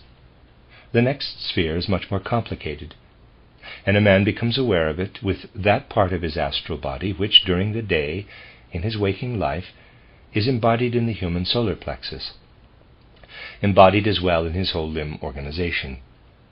It is the solar plexus, limb organization, that part of the astral body that permeates the solar plexus and the arms and legs, that during the night becomes aware of what is to be found in the next sphere. In the next sphere, man feels in his astral body the forces which come from the zodiacal signs. One kind of forces comes direct from the zodiac, and the others are zodiacal forces that have passed through the earth, according to whether the zodiacal signs are above or under the earth. That makes the great difference. Man then becomes aware of his whole relationship with the zodiac and with the planetary movements through what I will call his sun consciousness, his sun eye, EYE. Because what is consciousness is the portion of the astral body that is connected with the solar plexus and the limb organization. The picture then widens out. Man grows into a kind of picture of the cosmos. Again, this is reflected back to man from his physical and etheric bodies, at which he looks back. So that every night man enters into a sphere where what proceeds from his body comes into connection with the whole cosmos, with planetary movements, and with the constellations of the fixed stars. The experience of the fixed stars is such that man feels himself within all the 12 fixed stars. This experience may arise in one man half an hour after falling asleep, with another after a much longer period, and another after quite a short time. The experiences in the sphere of the fixed stars are exceedingly complicated. I think you might have traveled to all the most important regions of the earth, and you would not have the mass of experiences which your sun eye enters into every night in one single zodiacal constellation, for they then still had within them strong forces of dreamy clairvoyance, and were conscious in a kind of dreamlike way of what I am now describing. Today it is hardly possible for a man to acquire clear consciousness with his sun eye, but he must learn to acquire it. Even by day he has forgotten it. Today it is hardly possible for man to acquire full consciousness of what he experiences during the night in this 12-fold complicated sense, if he has not received into his soul what it was Christ's will to become in the earth through the mystery of Golgotha. To have formed thoughts during ordinary earth life about the Christ brings into the astral body, by the detour of the physical and etheric body, a certain essence, so that Christ becomes the leader in the zodiac from the time of going to sleep till the time of waking up. Man actually feels, quote, "Am I then to be swallowed up in the multitudes of the stars and the happenings in their sphere?" Close quote. And when a man can look back to the thoughts, conceptions, feelings, and will impulses which he has directed to the Christ, Christ becomes his leader, bringing order into the confused happenings of this sphere. so we must say. On the other side of life there is to be found for the first time the full significance of Christ since the mystery of Golgotha, for the earth life of humanity. And it is true that nobody in the ordinary civilization of today understands what Christ must yet become for earth life. There is so much misinterpretation of experiences which in our days are passed through by only very few men. The chaotic way in which men as yet unrelated to the Christ event bring their night experiences into waking day consciousness can only be understood if there is knowledge of what I have just brought forward. When we have passed through this nebulous existence in sleep, we confront a world of confusion, a world in which the Christ appears like a spiritual sun and becomes our leader in such a way that the confusion resolves itself into a kind of harmonious understanding. This is important because at the moment when we enter this sphere where the fixed star constellations of the zodiac and the movements of the planets whirl in and out of each other, our karma actually comes before our sun eye. All men are aware of their karma, but only in the sleeping state.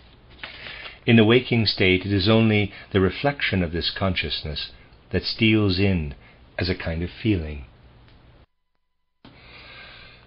Much of what a man who is striving for self-knowledge may meet within himself is a very dim echo of this experience, when the Christ appears as the leader through Aries, Taurus, Gemini, and so on, and illuminates the universe for men during the night, so that they again gather strength for their day life. What we experience in this sphere is nothing less than that Christ becomes our leader through the confusing events of the zodiac, stands there as the being who guides men from constellation to constellation, in order that he can take up coordinated forces into himself, forces which he needs for waking life. Man, as spirit and soul, experiences this every night between sleeping and waking, as a result of his relationship with the cosmos. Just as he is related to the earth in physical body and etheric body, so is he related to the cosmos in his soul and spirit and astral body. When man has detached himself from his physical and etheric bodies, and has, in this way, grown out into the cosmic world, he would feel in himself a strong tendency to grow out beyond the zodiac, in an inner picture experience, streaming back to him from that part of his being that has remained lying in bed. That he cannot at first do between birth and death, because another element enters during sleep into all the experiences which I have described for you, a moon element that is of quite a different kind from what comes from the planets and fixed stars. The moon element somewhat tinges the whole cosmos during the night, even when it is new moon, with something that a man experiences. But he experiences it in such a way that this moon element, these moon forces, hold him back within the world of the zodiac and lead him back to waking life. The experience of this moon element is only faint, weak in the first sphere. During the second sphere that I have described, man experiences the mysteries of birth and death especially strongly.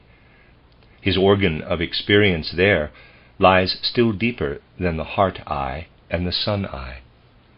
It is an organ that is distributed in a certain degree over his whole being. And he experiences every night how the spiritual and soul being has descended out of the world of soul and spirit, entering through birth into a physical existence, and how the body gradually passes over to death. Man really dies every moment, but overcomes death until death actually sets in as a single experience.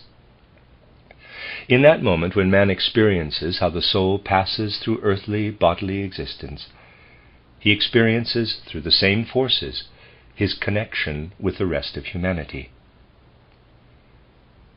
it is important to realize that not even the most insignificant event, the most insignificant circumstance, any more than the most portentous, is without connection with the collective destiny and karma of man.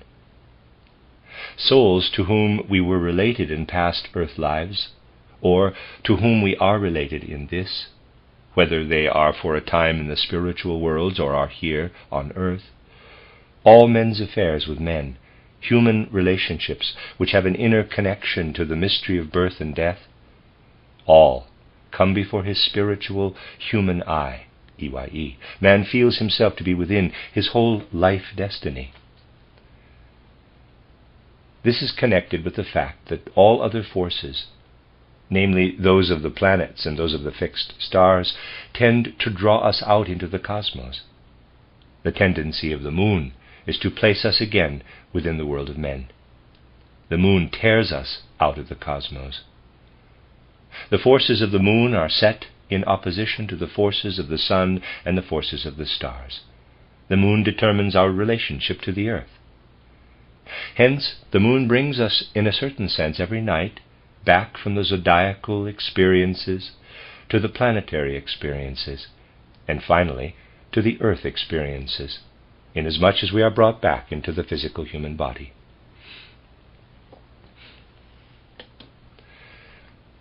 The difference between sleep and death, considered from a certain point of view, is this: that man, when he sleeps, maintains a firm relationship to the moon forces.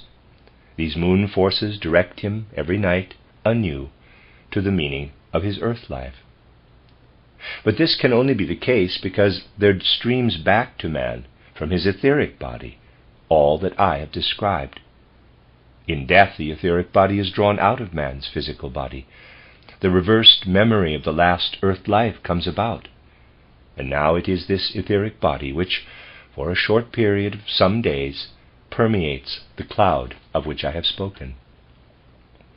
I said that every night we ourselves live as a cloud of mist, in a world of mist. But this cloud of mist, which we ourselves are, is during the night separated from our etheric body. When we die, the etheric body is there during the first days after death. Then the etheric body gradually dissolves into the cosmos. The memory vanishes. And now we have, in contradistinction to what was there earlier, when all our star experiences were what had streamed back from the man lying in bed, now, after death, we have a direct inner experience of the planetary movements and the constellations of the fixed stars. If you read my book titled Theosophy, you will find there a description of the experiences from a certain point of view. But what a man has between death and a new birth is in that book described as if it were around him. But just as you would not see colors if an eye did not exist within the body, just as you could not breathe if you had no lungs and heart, so, after death, you would not be able to be aware of what I have described as the soul and spirit lands, as your environment in the spiritual world, if you had not within you Mercury, Venus, Mars, Jupiter, Aries, Taurus, Gemini, etc. That is then your organism. You experience that with your cosmic organism. The moon can no longer bring you back, because the moon can only bring you back to your etheric body, and the etheric body has dissolved into the cosmos. But there exists in man so much of that force which the moon has bequeathed to him, that he does remain for a time in the soul world, as I have described it in Theosophy. His gaze is still directed toward the earth. Then he passes over into what I have described as the spirit land, and he feels himself to be living outside and beyond the zodiac and the universe of the fixed stars. This is what he experiences in the time between death and a new birth. Perhaps I may describe the details of this process of growing into the spiritual world somewhat as follows. But you must naturally not press these concepts, for one really cannot express these things in earthly concepts. Let me try to describe it to you as follows. Think of flowers in a meadow, and imagine that from each blossom, and from such blossoms as grow on trees, there proceeds a kind of spiral line which ascends out into the universe. These spiral lines contain the forces by means of which the cosmos directs and brings about the plant growth of the earth. For the plants do not merely grow out of their seed. They grow as the result of the cosmic spiral-like forces surrounding the earth. These forces are, of course, there in winter and in the desert, even where no plants are present. In order to enter into the planetary movements, man must use these plant spiral forces every night as his guide. He ascends into the movements of the planetary world by the guidance of the plant spiral forces. And by the power which causes the plants to grow upward from their root, the plants must indeed use some kind of power in order to be able to grow upward. By this power, man is brought into the second sphere that I have described. I have already described experiences where man falls into a certain state of alarm and says to himself, quote, "I am a creature of mist in the universal world mist, and I must rest in the bosom of the Godhead." Close quote. Considering that in relation to earth conditions this is what the soul feels, quote, "I rest in all that broods as cosmic blessing over a cornfield when it comes to fruition, over the meadows when they blossom." Close quote. All that which sinks down to the plants in spiral lines of force, all that is, fundamentally speaking, the bosom of the Godhead, the moving, living bosom of divinity, in which a man feels himself to be during sleep. It is the moon that leads him back again to his animal nature. The plant forces only strive to carry man further and further out into the universe. But since man has his animal nature in common with the animals, the moon brings him back every morning to his animal nature. Such then is man's connection with the cosmos. This is how the cosmos works between the time of falling asleep and of waking up. And with the heart eye, sun eye, or human eye, a man may perhaps experience in the night a certain relationship to another man, but it is not told to him in the ordinary sense, nor does he think it out. It is told to him by the language of the plants, through which he is guided out into the planetary world, and then impelled out into the world of the zodiac. Such an experience may be expressed as follows. I have a relationship to such and such a man. The lilies tell it to me. The roses tell it to me. For the rose forces, the lily forces, the tulip forces have impelled me to it. The whole earth, as it were, the whole earth, as it were, a book of life, explanatory of the human soul into which a man grows. I'll read that sentence again. I'm going to add a word. The whole earth is, as it were, a book of life, explanatory of the human soul world into which a man grows. Men belonging to the various epochs and ages have had these experiences in different ways, of course. If we look back to the ancient Indians, we shall see that those who wished to experience something in the sleeping state as the result of their relationship to the world of the stars wished only to experience those fixed stars and constellations which are above the earth for a time. Of course, such constellations are not above the earth always, but only for a time. The ancient Indians had no wish to enter into relationships to those constellations which are under the earth and whose forces pass through the earth. In this connection, let us consider the posture of a Buddha, or that of an Oriental sage endeavoring through certain exercises to attain to spiritual wisdom.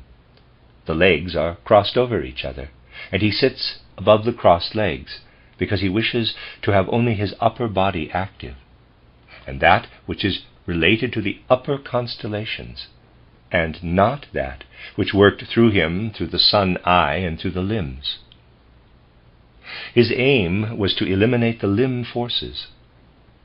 Hence you can see by the posture of an Oriental who strives for wisdom that his only aim is to bring about a relationship to what is above the earth.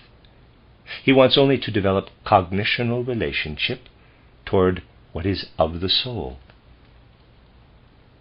The world would have been incomplete if this way of striving for knowledge had been the only one, if only Buddhistic postures had been adopted when it was a question of attaining to knowledge.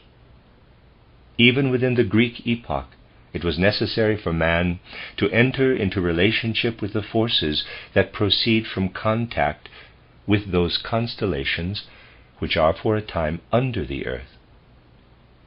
This is hinted at in a marvelous way in the Greek legends, which always tell of a certain kind of initiation. A man descends into the underworld. We may always recognize that certain Greek heroes are passing through initiation when it is said that they descended into the underworld. For this means to say that they had come to know those forces of the cosmos which work through the earth, the Chthonian forces. Each epoch, then, has its special task, and the knowledge of the Oriental initiate was such that he could instruct other men about what lay before birth or conception, could teach them about the soul and spiritual regions through which a man passes before he descends to the earth. And the essence of all that in such a marvelous way streams to mankind in the Oriental world conception, and in Oriental poetry lies in the fact that in those early times men were able to look into the life through which a human being passes before he descends to the earth.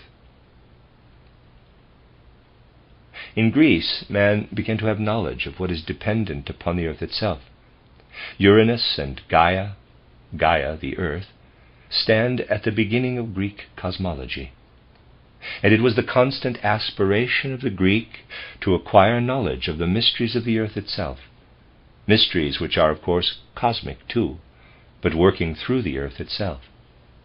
It was for knowledge of the mysteries of the real underworld that the Greeks strove, and so there developed in Greece a real cosmology. Just consider how little the Greek really possessed, and the Oriental had none at all, of what we call historical cognition. He was much more interested in what was there when the earth was evolved in the cosmos, when the inner forces of the earth, the titanic forces, fought against other forces, which the Greek saw as mighty spiritual powers underlying the earth conditions into which man is woven. It is our task in this modern age to understand history and to be able to show that man has emerged from an ancient, dreamlike condition of clairvoyance, that he has now come to a consciousness has now come to a consciousness colored with intellectuality and only faintly tinged by the mythical element. Out of this he again has to emerge to perception of the spiritual world. Our present epoch is indeed the transition to conscious attainment of experiences in the spiritual world. To this end we must, above all things, turn our attention to history. Hence, in our anthroposophical movement, we have over and over again followed up different epochs of history, back to the time when men still received their knowledge from higher beings, and from there right up to our own age. This historical evolution of mankind has always been considered.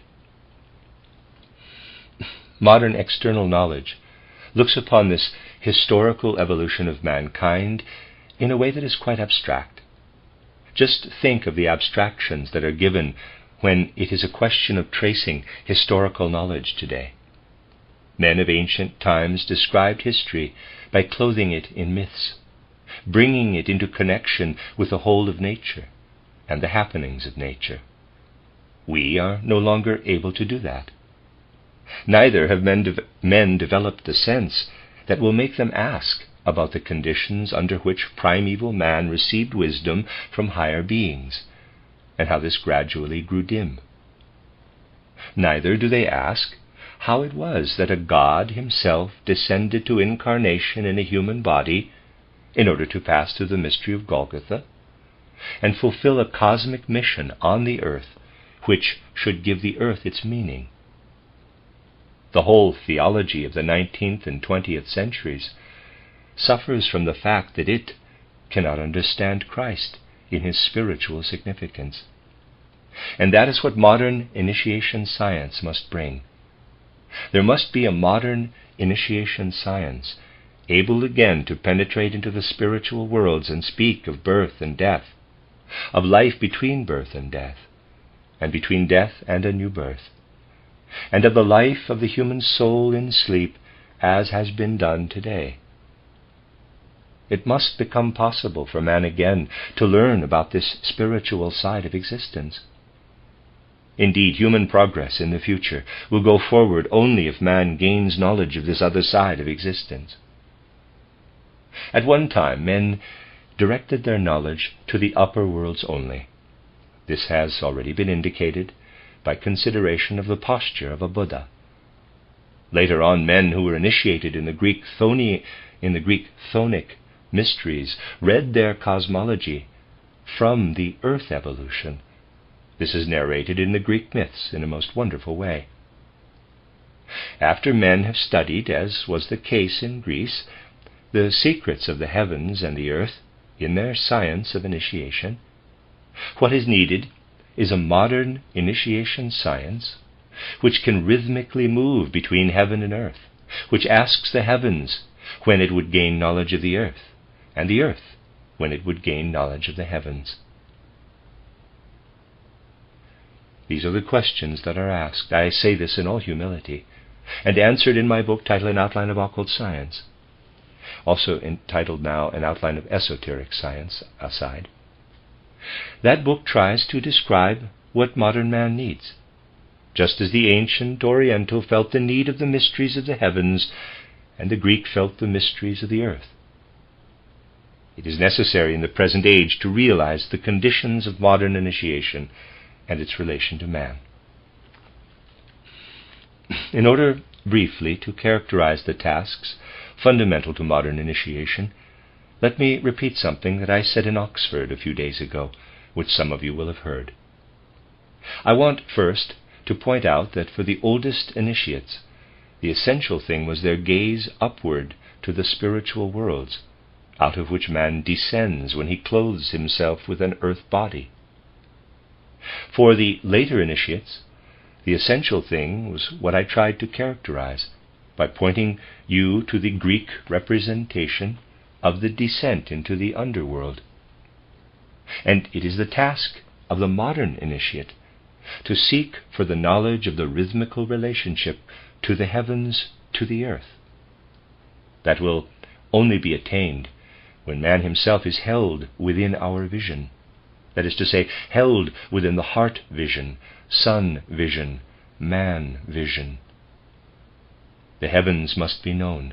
The earth must be known, of course, but it is in man that heaven and earth work together in unity. There are many more mysteries in man than are to be perceived by the outer senses or explained by the intellect bound to the senses.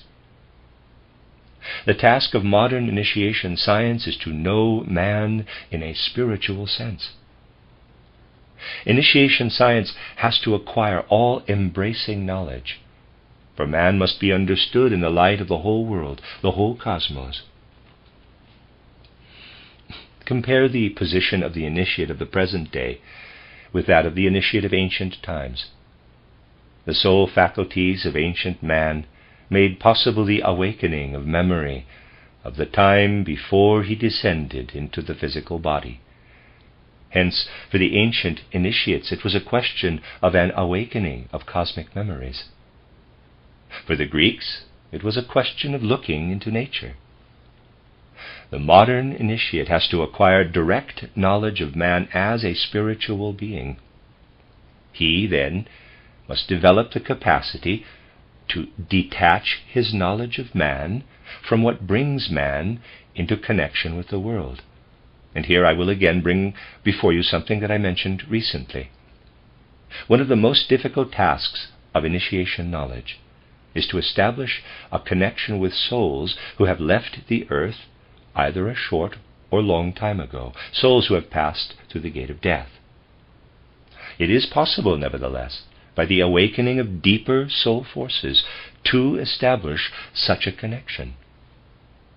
We must, however, here be perfectly clear that the first thing to do is to make ourselves familiar through exercises with the language in which we have to speak with the dead.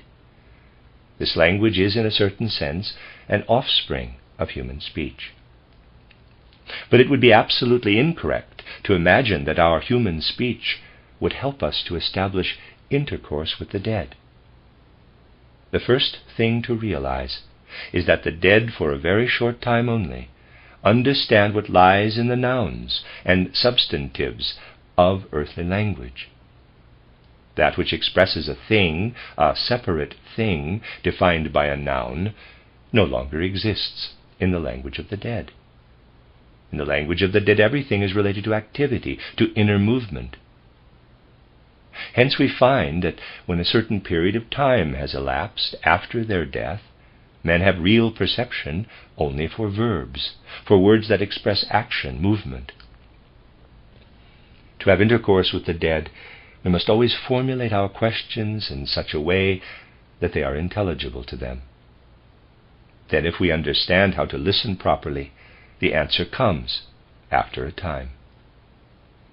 As a rule, several nights have to pass before the dead can answer the questions which we put to him. But as has already been said, we must find our way into the language of the dead. Ultimately, we shall discover the language that is really native to the dead, a language that the dead himself has to find, because his whole soul life has to pass away from the earth. We find our way to a language that is not fashioned in any sense in accordance with earth conditions, a kind of heart language based upon feeling, proceeding from the heart. The language is fashioned somewhat in the way that interjections in human speech are formed when we say "ah" if we are astonished or amazed, or "I" when we are referring to ourselves. It is in this way that the sounds and the configuration of the sounds get their real meaning. And at this point, speech passes over into something that is no longer mere organic sound. It is transformed into something like that which rises out of the flowers, giving us information about men. And we ourselves begin to speak with that which comes out of the flowers. We ourselves become flowers, as it were, and we blossom with the flowers. And by giving ourselves and soul forces over to the tulip flower, we express in the imagination of the tulip that which on the earth is expressed in the formation of the Word. Once again, we grow into the spiritual element of all things. The body of man itself will become something quite different. It will become a world in itself to us when we grow into initiation science, as it has been described.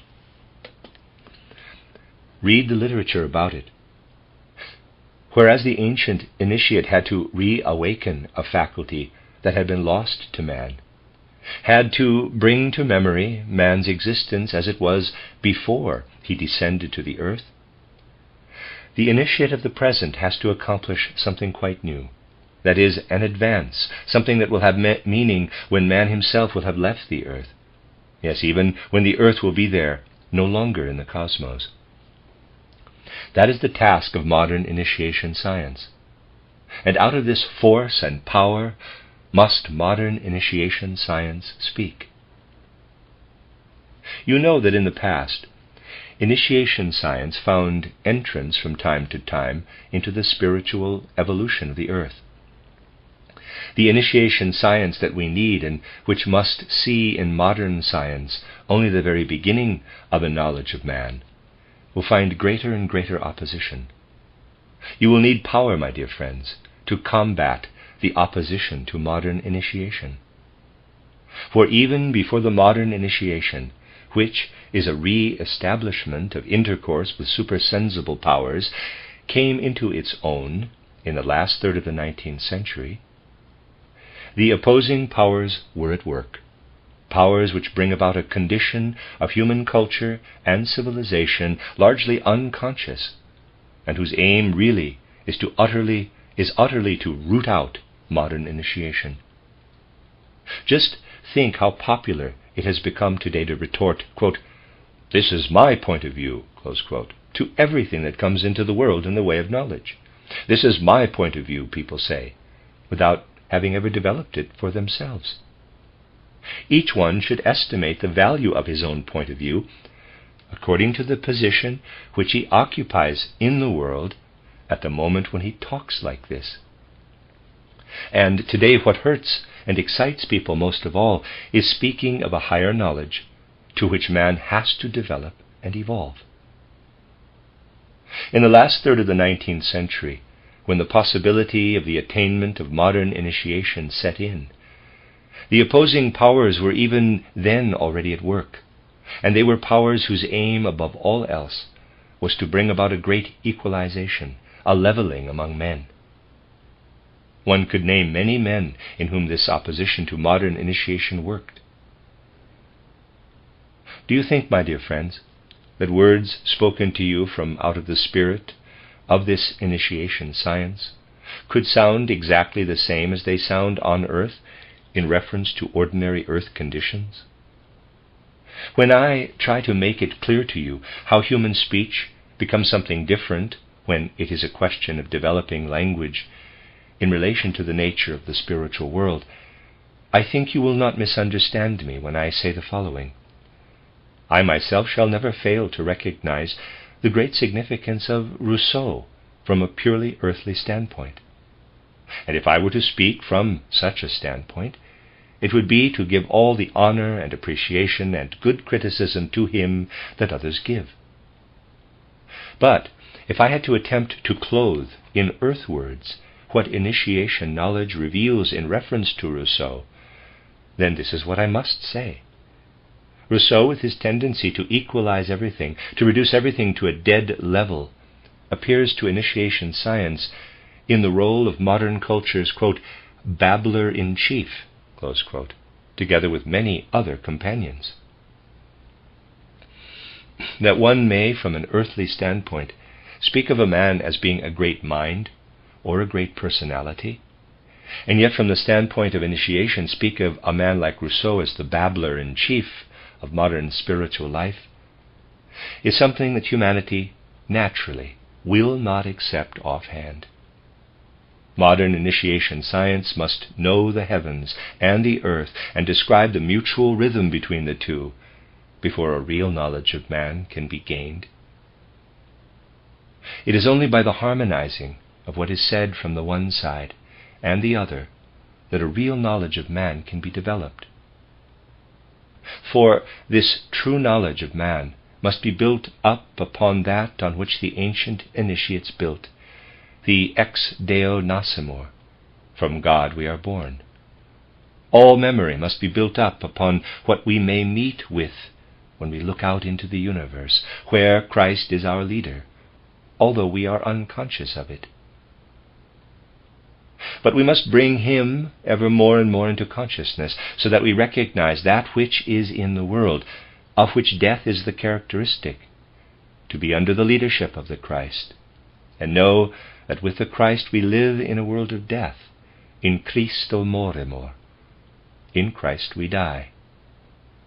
But through this we know that with the Christ we sink into the grave of earth life, know that with him the resurrection takes place and the sending of the Spirit, per Spiritum Sanctum revivissimus. Through the Holy Spirit we live again. This per Spiritum Sanctum revivissimus must above all be sought for by the modern initiate. When you think about this and compare it with the conviction today that has arisen as a result of science, you will realize that there will be the most terrible opposition, an opposition of which you perhaps today can form no possible idea. It will come to the point of expressing itself in deeds and in the tendency to make the spread of initiation science impossible. When I speak in a restricted circle like this, what I want to place in your hearts and souls is this: I want to awaken power through the descriptions acquired from modern initiation science, so that there may really be some few men who have come to the right poise between what is striving to pour into the world from the spiritual world and what from the world strives to make impossible, namely this penetration of spirituality into earthly life. This is what I wanted to point out in a narrow circle like this. There has been opportunity in the public lectures, which to my great satisfaction we have had in Oxford, to indicate the more external side. And so in this narrow circle it is the more esoteric side that has been considered. But it must sound paradoxical, for the language of the spiritual world is so different from earthly language. With labor and with power, one must bring into earthly language what really should be expressed differently, bring it into earthly speech, because it must be understood. Many things may be very startling when they appear before us as the simple, direct narrative of the spiritual worlds. While I wanted thus to characterize for you the motif underlying this lecture, I want also to express the deep satisfaction I have had at being able to speak to you again here in London. It is always a satisfaction to me. As I have already said, we are so very seldom together here, but all that we may plant in our hearts and souls in such rare meetings, the seeds of a communion in hearts and souls all over the world, which there should always be among anthroposophists, that is the underlying note of today's lecture. Let us make such meetings the stimulus to that intimate communion which binds all our hearts and souls together. And in this sense, let me say, may we remain in such communion, my dear friends, even though we separate and are far apart. The end of Lecture 3. You are listening to RudolfSteinerAudio.com. This is a reading of a collection of lectures by Rudolf Steiner entitled Man's Life on Earth and in the Spiritual Worlds, given in 1922. This is Lecture 4, given in London on the 12th of November. My dear friends, you will remember that when last I spoke to you here, I described the experiences of the human soul during sleep, and today I should like, in a certain sense, to continue what I then said. It is true to say that a man whose knowledge of human life is limited to the day side knows only one half of human life, for by far the most important occurrences are those that happen during sleep. I need not explain to you how the knowledge of what I am going to speak today is acquired by means of that exact clairvoyance which I have described here in London too.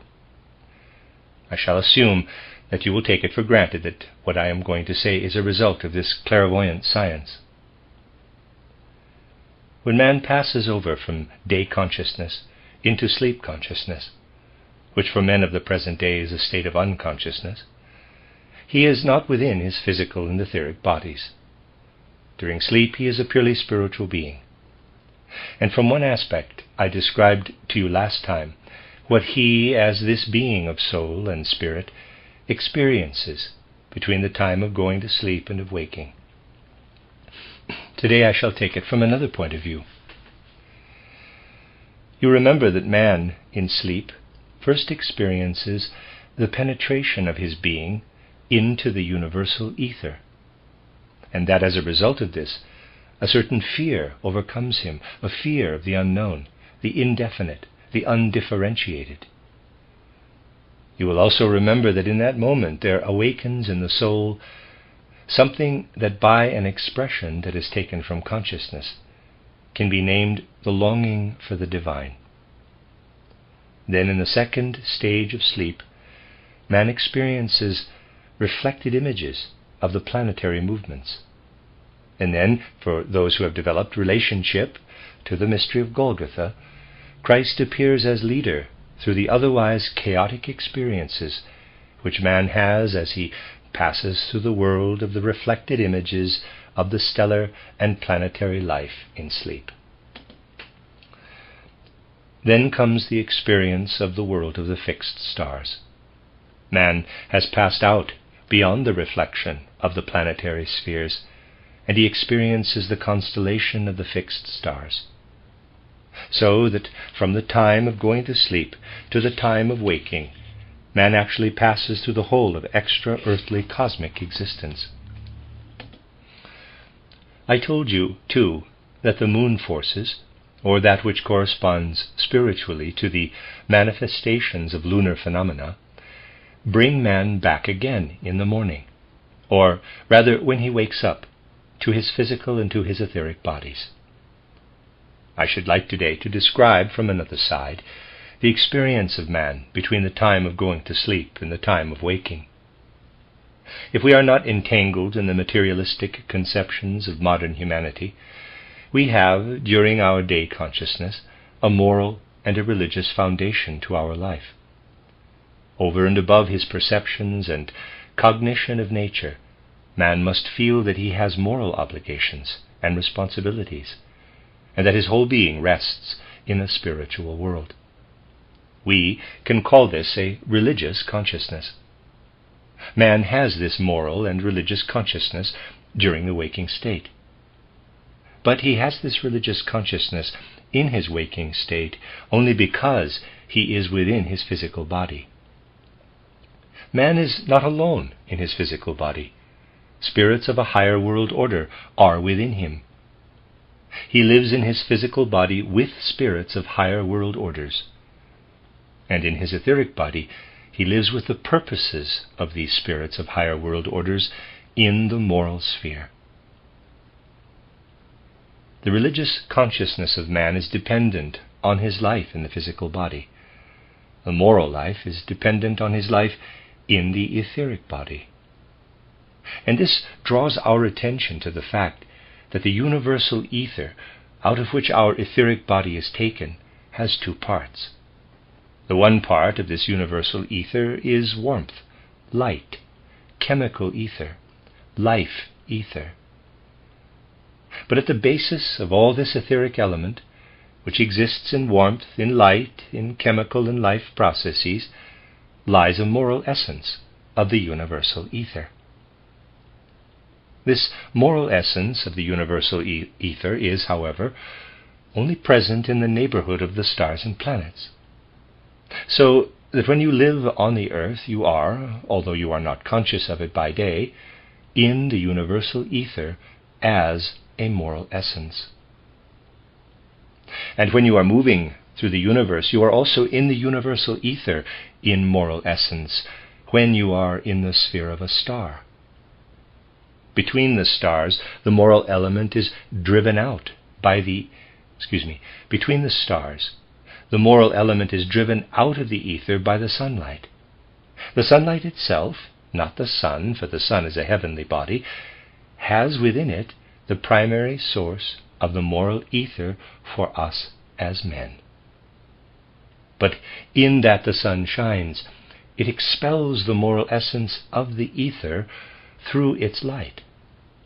And so when we look out into the world with our eyes, we see flowers, springs, and so on, without interweaving any moral element with it, because the sunlight kills for us the moral element. And when we go out of our physical and etheric bodies in sleep, we have, as men of souls and spirit, nothing more than what we have acquired during earth life through the beholding of nature. However paradoxical it may sound, we leave behind, with the physical and etheric body in bed, our moral and religious conceptions, and we live as non-moral beings between the time of going to sleep and the time of waking up. During this time we are living in a world which is also irradiated by the light of the sun. And because the moral order of the universe is taken away from the ether, the spirit of Ahriman has access to this ether, into which we pass when we go to sleep. The spirit of Ahriman speaks to man during sleep, and what he says is terrible. Ahriman is rightly called the lying spirit, because he represents things to a sleeping man in such a way as to make the good seem evil and the evil good.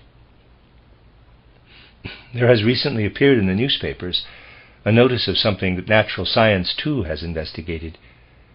The question has arisen as to why criminals enjoy such good sleep, while moral men possessed of a good conscience often have bad sleep.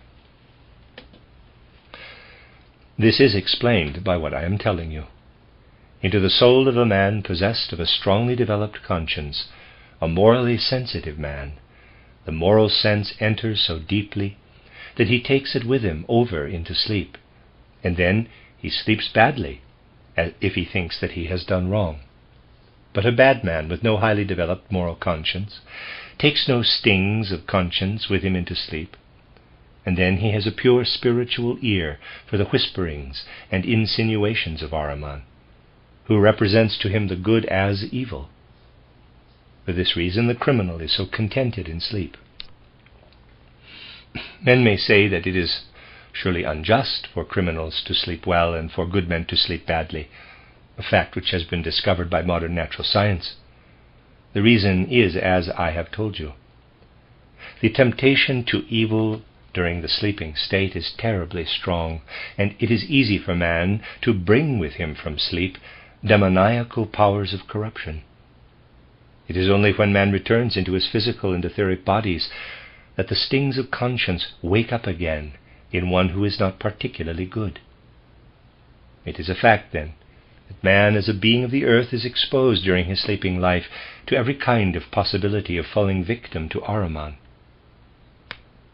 But it has taken time for this temptation to become as strong as it is at the present day. Our age is the first wherein men are subject in this high degree during sleep to the demoniac powers who represent evil to them as good while they are asleep. This was not the case in more ancient times of human evolution. In more ancient times, as I have so often said, men had not such a strong ego consciousness as he has today. During waking life, his ego consciousness was weaker, and the result of this was that during sleep he did not ally himself with the evil to such an extent as he now does. The present age is a critical one for human evolution. Men must arm themselves against the powers of evils which are approaching them. Men of more ancient times were protected, because when they slept they entered more into the group soul.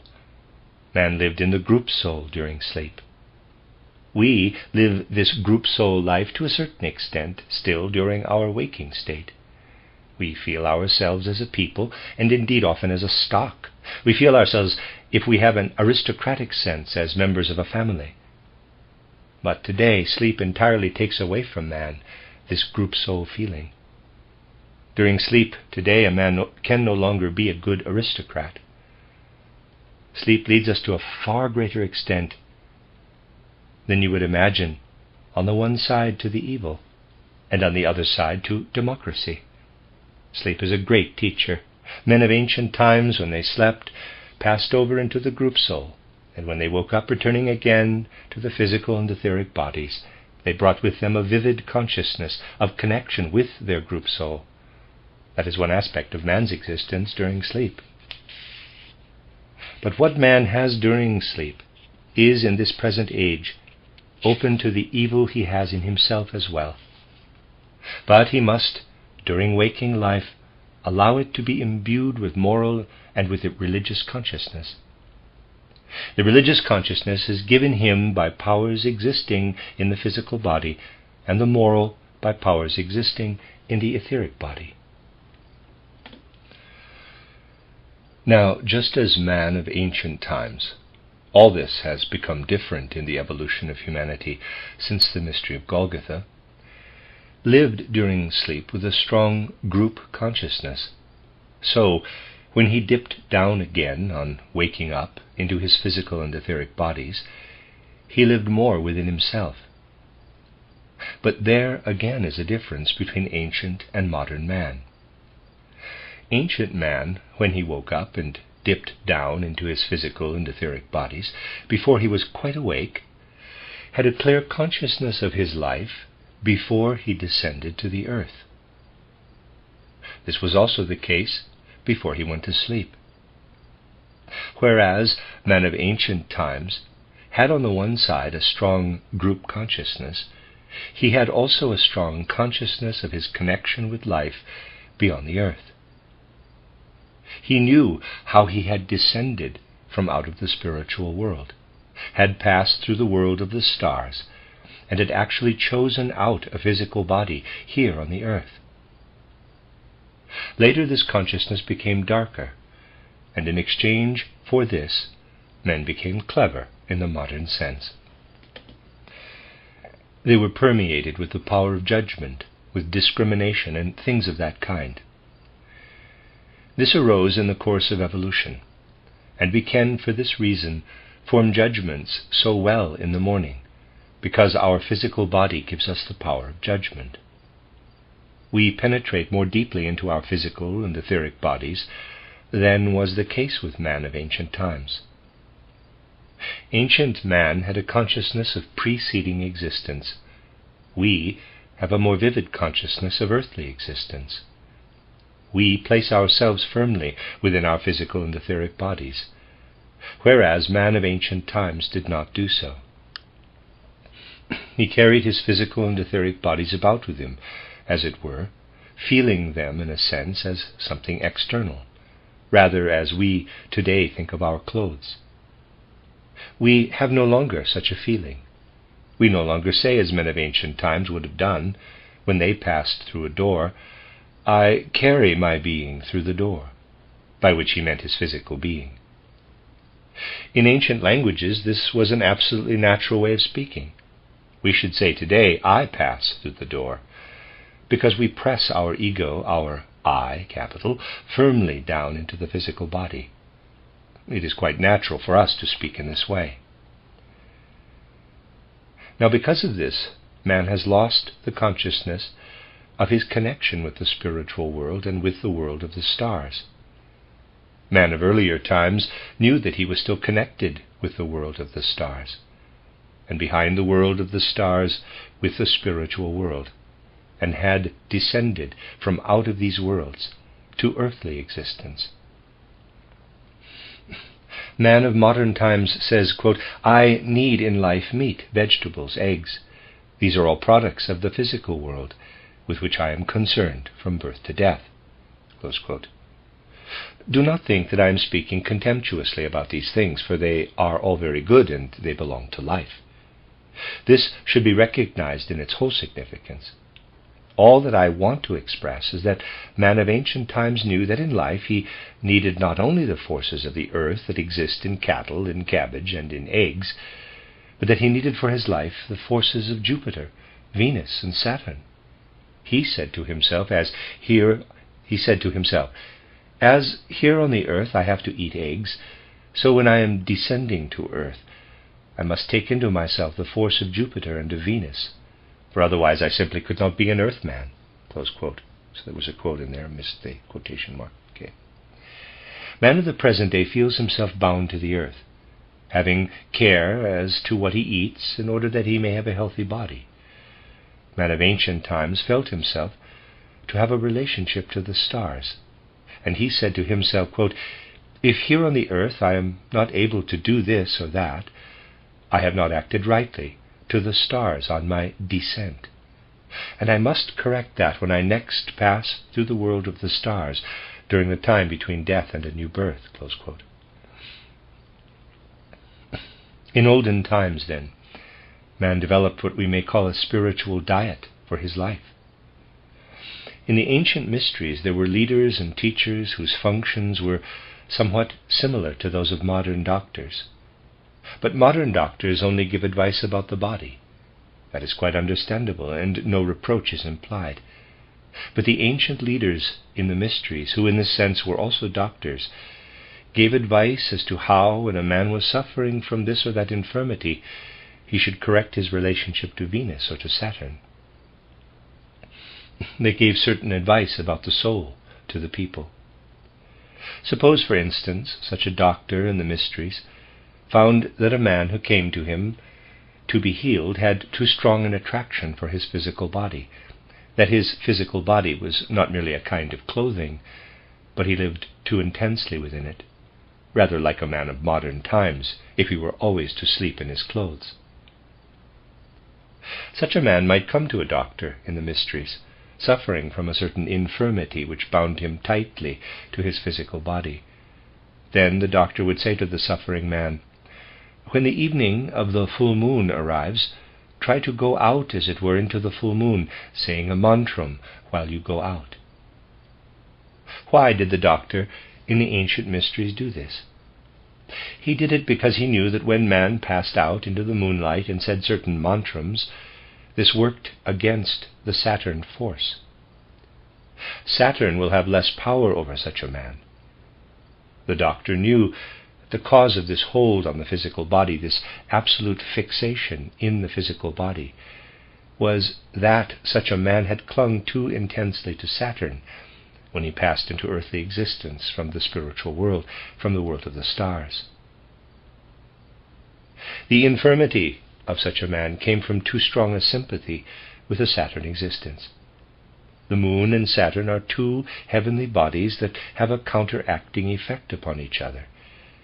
An ancient doctor cured the ills of the Saturn forces through the forces of the moon. He gave a spiritual diet in those ancient times. We have a physical diet that is quite suited to us. But in olden times, man needed a spiritual diet, and we have to learn how to add this spiritual diet to our physical diet. The task of the present day is for us again to acquire a sense of the necessity for a spiritual as well as a physical diet. And then we shall be able to fulfill our tasks in reference to the present age of earth life. I am very glad that I am still able to give 2 more lectures to you, so there is no need today to hurry as much as would otherwise have been necessary. I shall therefore be able to tell you quietly something of what I would like to say during my presence here. Man of ancient times was able, by his elementary clairvoyance, to look back to the pre-earthly life which he passed through in the spiritual world, before he united himself to a physical and etheric body here on the earth. This can today only be attained through real spiritual science, such as we strive after in anthroposophy. Through the vision of inspired consciousness of the time, we pass through the vision of inspired consciousness of the time we passed through before we descended to the earth, it becomes evident how we have lived for a period in a purely spiritual world, where there are no mineral, vegetable, and animal worlds, where at first there are no stars, such as we see around the earth, but where there are around us the beings of the higher hierarchies. For a time then, between death and a new birth, we live among spiritual beings. Then after that, we pass through the world of the stars, down to the earth, and we pass through the one or the other stellar sphere with greater or with lesser sympathy. And here it is true that we really prepare our earthly existence. According to the manner of our relationship to the stellar spheres through which we pass, so is our earthly existence. I should like to illustrate this to you by example. When we emerge from the purely spiritual world, we pass in the first place through the sphere of the fixed stars. Of this I shall speak next time and not today. Then we pass through the Saturn sphere, Jupiter sphere, Mars sphere, Sun sphere, Mercury sphere, Venus sphere, Moon sphere, and gradually descend to the earth. From this you will see that as we enter the sphere of the stars, from out of the purely spiritual world, we approach the stars to a certain extent from the other side. When we stand here on the earth, we see, for instance, Jupiter from a certain side. When a human being, descending from the spiritual world to the sphere of the stars, in his approach to the earth, sees, for example, Saturn, he sees it from the other side. It is the same with all the stars. The being approaches the star from behind and beyond it, to a certain extent, and sees the antithesis of what men see physically on the earth.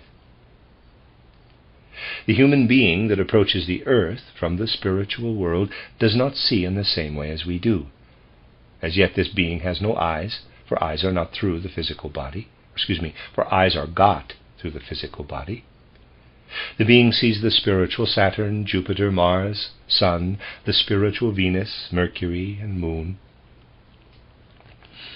It follows from this that the being, according to the sympathy with which it passes through these different spheres, must, at its descent, take up the forces of these spheres, the forces of Saturn, Jupiter, and so forth. It may happen that a human being, who in a previous earth incarnation lived a certain life, gets the impression during the descent to a new life that it will be good for it if next time it descends to earth as a woman, incarnates in a female body. It is actually a matter of consideration for the descending soul whether it will become a man or a woman. For the most essential part of destiny on the earth naturally depends on this. It is not a matter of indifference whether one passes one's existence as a man or as a woman in an earth life. But it is not enough for the human soul simply to decide, I will be a man or a woman. There has to be preparation. And the preparation is that when the soul wishes to become a woman, it approaches the earth when we, from the earth, see the moon as full moon. When we, from the earth, see the moon as full moon, then the human soul sees the spiritual part of the moon. When it comes out of the spiritual spheres, it sees it as dark. That is to say, endowed with a specific quality. It sees the moon spiritually. And this quality, this nature, prepares the soul in such a way that on the earth it obtains the force attracting it to a female body. Whether the soul takes up into itself the forces for a male or female incarnation is therefore dependent upon the way in which it passes through the sphere of the stars. The soul passes then through the moon's sphere, and it passes also through the spheres of Mercury and Venus. When the soul becomes a man or a woman through the moon's sphere, it could become a man or a woman in one family or another, but through its sympathy in the Venus sphere, it is equipped for the particular family it will enter. It may be that a human being, descending as a soul to the earth, comes down at a time when Venus is on the other side of the earth, at a time when he does not need to pass through the Venus sphere. And when that happens, he will be a man who does not cling very closely to his family, or he will pass by Venus in one way or another, and will choose, in his transit, the path which guides him to one particular family. The soul then has the possibility of preparing itself for incarnation in a particular family, for it chooses the ray, as it were, that proceeds from Venus to that particular family. Then he approaches the earth from the other side, the dark side of Venus, and so reaches a particular family. The same thing happens in regard to the Mercury sphere, for according to its relation to the Mercury sphere, the soul comes to a particular people. So again, when the region inhabited by this people is shone upon by the Mercury rays, and the soul comes from beyond to the dark side of Mercury, this is the path to this particular people. Human souls then are prepared by the moon, and we always mean in this connection the spiritual moon, to become either men or women. By Venus, man is prepared to belong to his particular family. By Mercury, to a particular people or race. These things will show you how the whole life of man on the earth is dependent on the way he fashions his conditions during the descent to the earth. This is what we must gain knowledge of once again. We must, in fact, again come to feel ourselves just as much creatures of the world of stars as on the earth we feel ourselves just as much creatures of hydrogen, oxygen, nitrogen, carbon, sulfur, and so on. We are not merely physical man, put together from albumin and certain other substances, but we are men constituted out of all the forces of the universe, because these forces work upon us during our descent to the earth. We have them in us then, and we have a certain remembrance of this in sleep. But as you know, the remembrance is always weaker than the experience. Just think, when you have the experience of the death of someone dear, how that grows weaker after a certain time. In the same way, living experience of existence in the spiritual and stellar world is fainter in sleep. Hence, man in sleep is exposed to all that I spoke of at the beginning of today's address. In sleep, we have only a faint reflection, a kind of cosmic remembrance or memory of our spiritual and stellar experience between death and birth. I wanted just to introduce these things today, and they shall be continued when we meet next time. The end of Lecture 4. You are listening to RudolfSteinerAudio.com. This is a reading of a collection of lectures by Rudolf Steiner entitled Man's Life on Earth and in the Spiritual Worlds. Given in England in 1922, this is Lecture 5, given in London on the 16th of November. Today I shall have something to tell you about the spiritual powers and beings living supersensibly in the environment of man and having a share in his earth existence. You will realize that the relations between spiritual beings in the supersensible world and their intercourse with one another are different from the conditions of the life of men during their earth existence, and that for this reason it is really very difficult to express facts concerning the nature and the activities of supersensible intelligences and beings in human speech, which is fashioned for the expression of human affairs. You will therefore understand why it is that many of the expressions seem to bear the stamp of being coined from human conditions and relationships. Such expressions describe truly, but because they are taken from human conditions, they are naturally pictorial in character. As men, we have nature around us, nature with her different kingdoms, mineral, vegetable, animal, and also the physical human kingdom. Nature around us has behind it a second nature, as it were, a spiritual, supersensible nature. Man perceives ordinary nature with his senses. He does not perceive supersensible nature that is behind. Yet for all that, it has a powerful influence upon his earth existence. The second thing to be borne in mind is that man has a physical nature within him, and that when he looks into his inner being, he perceives this physical nature as his instincts, as his passions. It is all astral, of course, but it streams up out of physical nature. What man perceives in this way, within him through his instincts, impulses, passions, has below it a kingdom of beings, having an inner relation to man, but of a subhuman nature. When we look around us with our senses, we see the surface of nature, the external side of nature, and behind that we surmise the existence of a supersensible nature. And when we look into ourselves and perceive ourselves through our impulses, instincts, passions, we have there to surmise the existence of a subsensible nature lying beneath what is manifest there in our inner being. Supersensible nature, as it exists around us, can only be examined by a man who is endowed with spiritual insight, and who does not direct his gaze, as is the case with natural science, upon what takes its course within the strict laws of nature. Natural science is concerned with the investigation of what takes its course within these inexorable laws.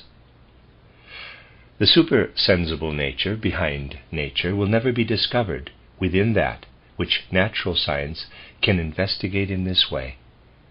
But it will be discovered when man strengthens his spiritual vision in regard to what is not in conformity with law, but which we usually say is subject to chance.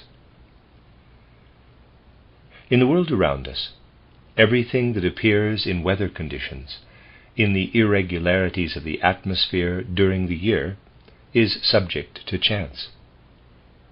If you think about the phenomena, let us say of a London fog, you will certainly be able to trace them back, as a general whole, to certain laws or rules, but not in their details.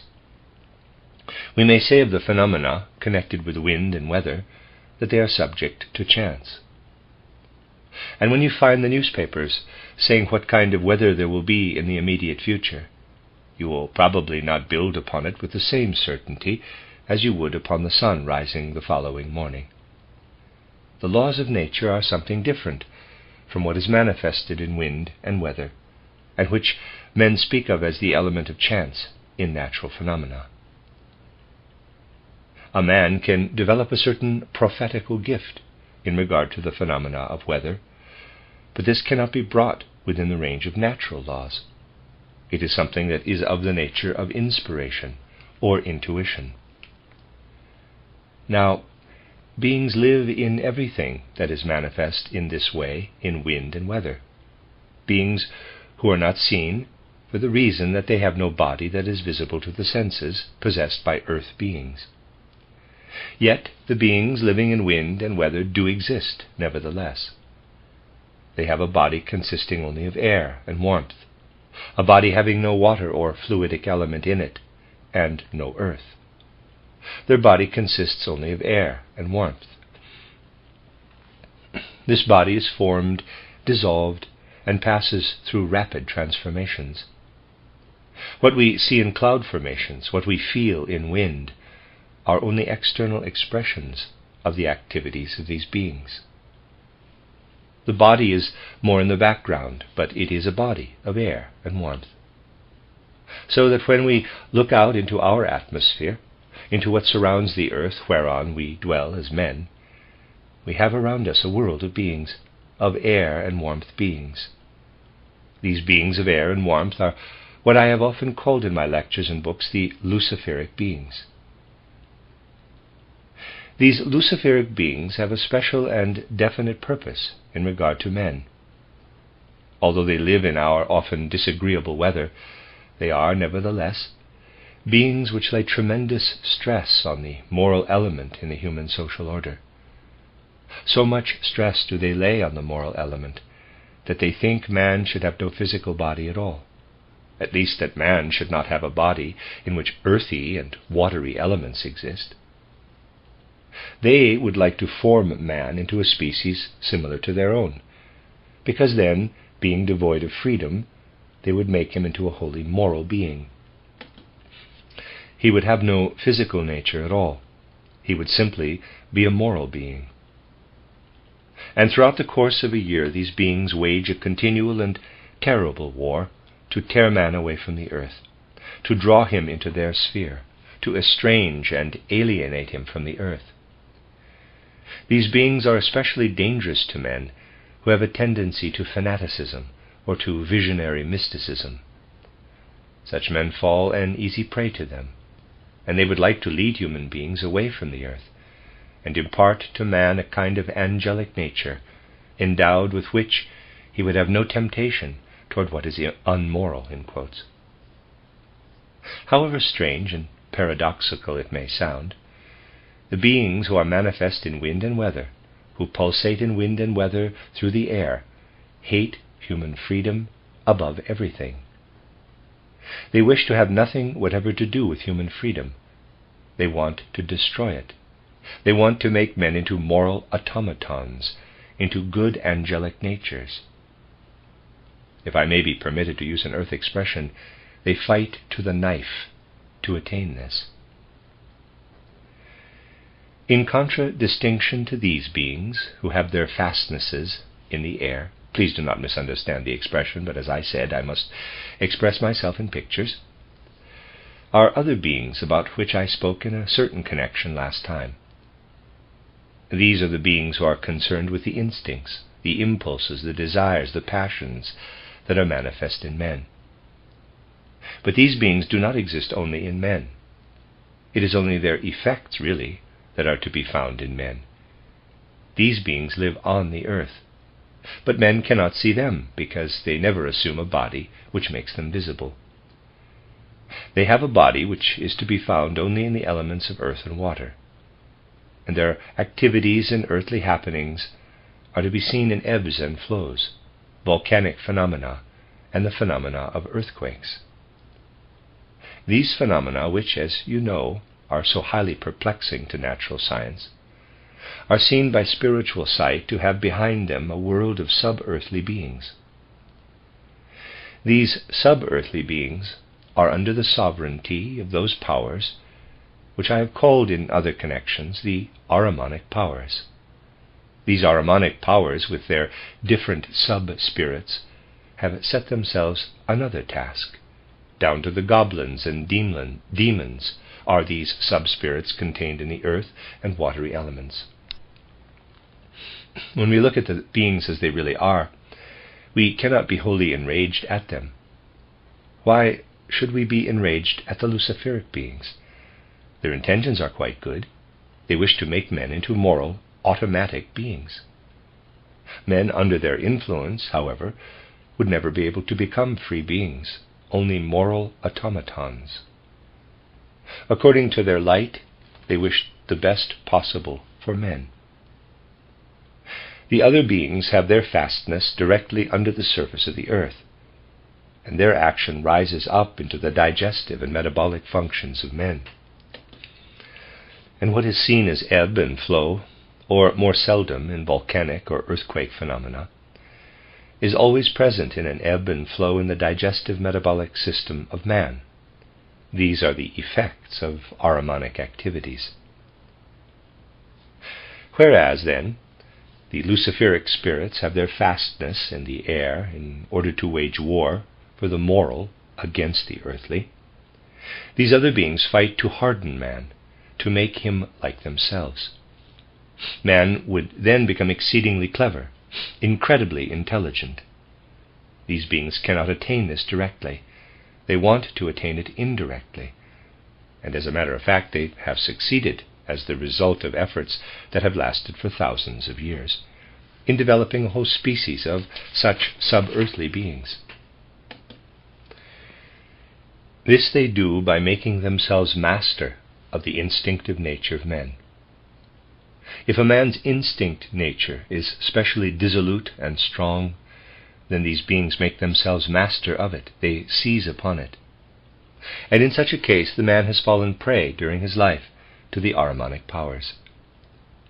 When a man, during his life, has fallen prey to the Ahrimanic powers, so that he is wholly given up to his passions, instincts, and impulses, is thoroughly dissolute, these beings can seize this after his death. And in this way there has already come into existence a whole population, a sub-human population of the earth. A sub-human population actually exists in the watery and earthy elements. The purpose of the Ahrimanic beings with this subhuman population is somewhat as follows. They think, quote, I will draw this instinct nature out of a man, and from it I will create a being of earth and water. Close quote. These earth-water beings inhabit the strata immediately under the surface of the earth. There they are to be found. And men who can look with supersensible vision into minds are quite familiar with them. They are beings whose existence is due to the fact that they have been torn away from man at the moment of death. And Ahriman and his powers wait in the hope that a man will descend in some incarnation as the result of a karma that is caused by impulses, instincts, passions, and be specially pleased by one such being, and will say, quote, I do not wish to go back again into the spiritual world. I will incarnate after I have left my physical body, from which one emerges to a supersensible life, in such a sub-sensible being. Then I shall remain united with the earth. I shall die no more. I shall remain united to the earth. I choose to be a sub-sensible being." Close quote. Paradoxical as it may sound, it is nevertheless true that the Ahrimanic beings always imagine that they will be able to allure so many men to their species that at some time the earth will be peopled wholly by such Ahrimanic subhuman beings. And through this means it is their aim to make the earth imperishable, so that it will not dissolve into universal space. One cannot help being astonished at this, because the Ahrimanic beings are exceedingly clever and astute. We have thus two hosts in our earthly human environment: the host in the air that wishes to make man moral, but to lift him away from the earth, and the Ahrimanic host under the surface of the earth that wishes to drag men down, to hold them forever to the earth. These two classes of beings live in the mineral kingdom, in the plant kingdom, in the animal kingdom, and also in the ordinary physical kingdom of men, insofar as it is not excessively given up to impulses, passions, and desires. In these kingdoms they have to be reconciled to each other. Now, in very ancient times, that divinity called the Christian religion, Now in very ancient times, that divinity called in the Christian religion, for example, the Father God, established peace in the mineral, vegetable, animal kingdoms, and also in the external, physical, animal-human kingdom. That is to say, in very ancient times, peace was established by the Father God in the minerals, the plants, and the animals, and also in that animal nature of man, which is not raised into soul life, where he is not tainted with impulses, desires, and passions. If you take a crystal, a mineral, or a plant, you will see that no strife exists there between these two classes of beings. But if you are considering the penetration of the human body by the soul, you will see that that relationship between these beings is such that the Luciferic hosts say to the Ahrimanic hosts, quote, "We have promised the Father God that we will not wage war and fight for the minerals, the plants, the animals, nor for man, so long as he was an unconscious being, who did not as yet reflect, but lived like an animal. But for men who have acquired self-consciousness, we will fight to the knife." Close quote. And between the beings of air and fire and the beings of earth and water, there wages a terrible war for man. This is what man must realize. Today, humanity has acquired a far-reaching knowledge of external nature, in a realm where the Luciferic beings are reconciled with the Ahrimanic beings. But man knows nothing of what lives on the other side of the soul world, knows nothing of supersensible nature or of subhuman nature. Both these kingdoms contain beings who are waging a terrible war for men. That being who is called in the Old Testament Jehovah has, if I may use the expression, in the sense which I indicated at the beginning of this lecture, his seat in the moon. That is to say, Jehovah as a spiritual being belongs in the cosmos to what comes to expression in physical lunar phenomena. This moon being, Jehovah, has the following as his task in the world order. He is charged, as it were, with the task of leading back to the earth men who are descending to the earth from the spiritual and soul worlds in order to clothe themselves again in a body. But this Jehovah being reserves to himself another kind of connection with men on earth, namely, the regulation of all that is related to the powers of generation. But the generative nature cannot be regulated by itself. It is connected with other instincts and impulses of man. Hence the Jehovah being needs helpers.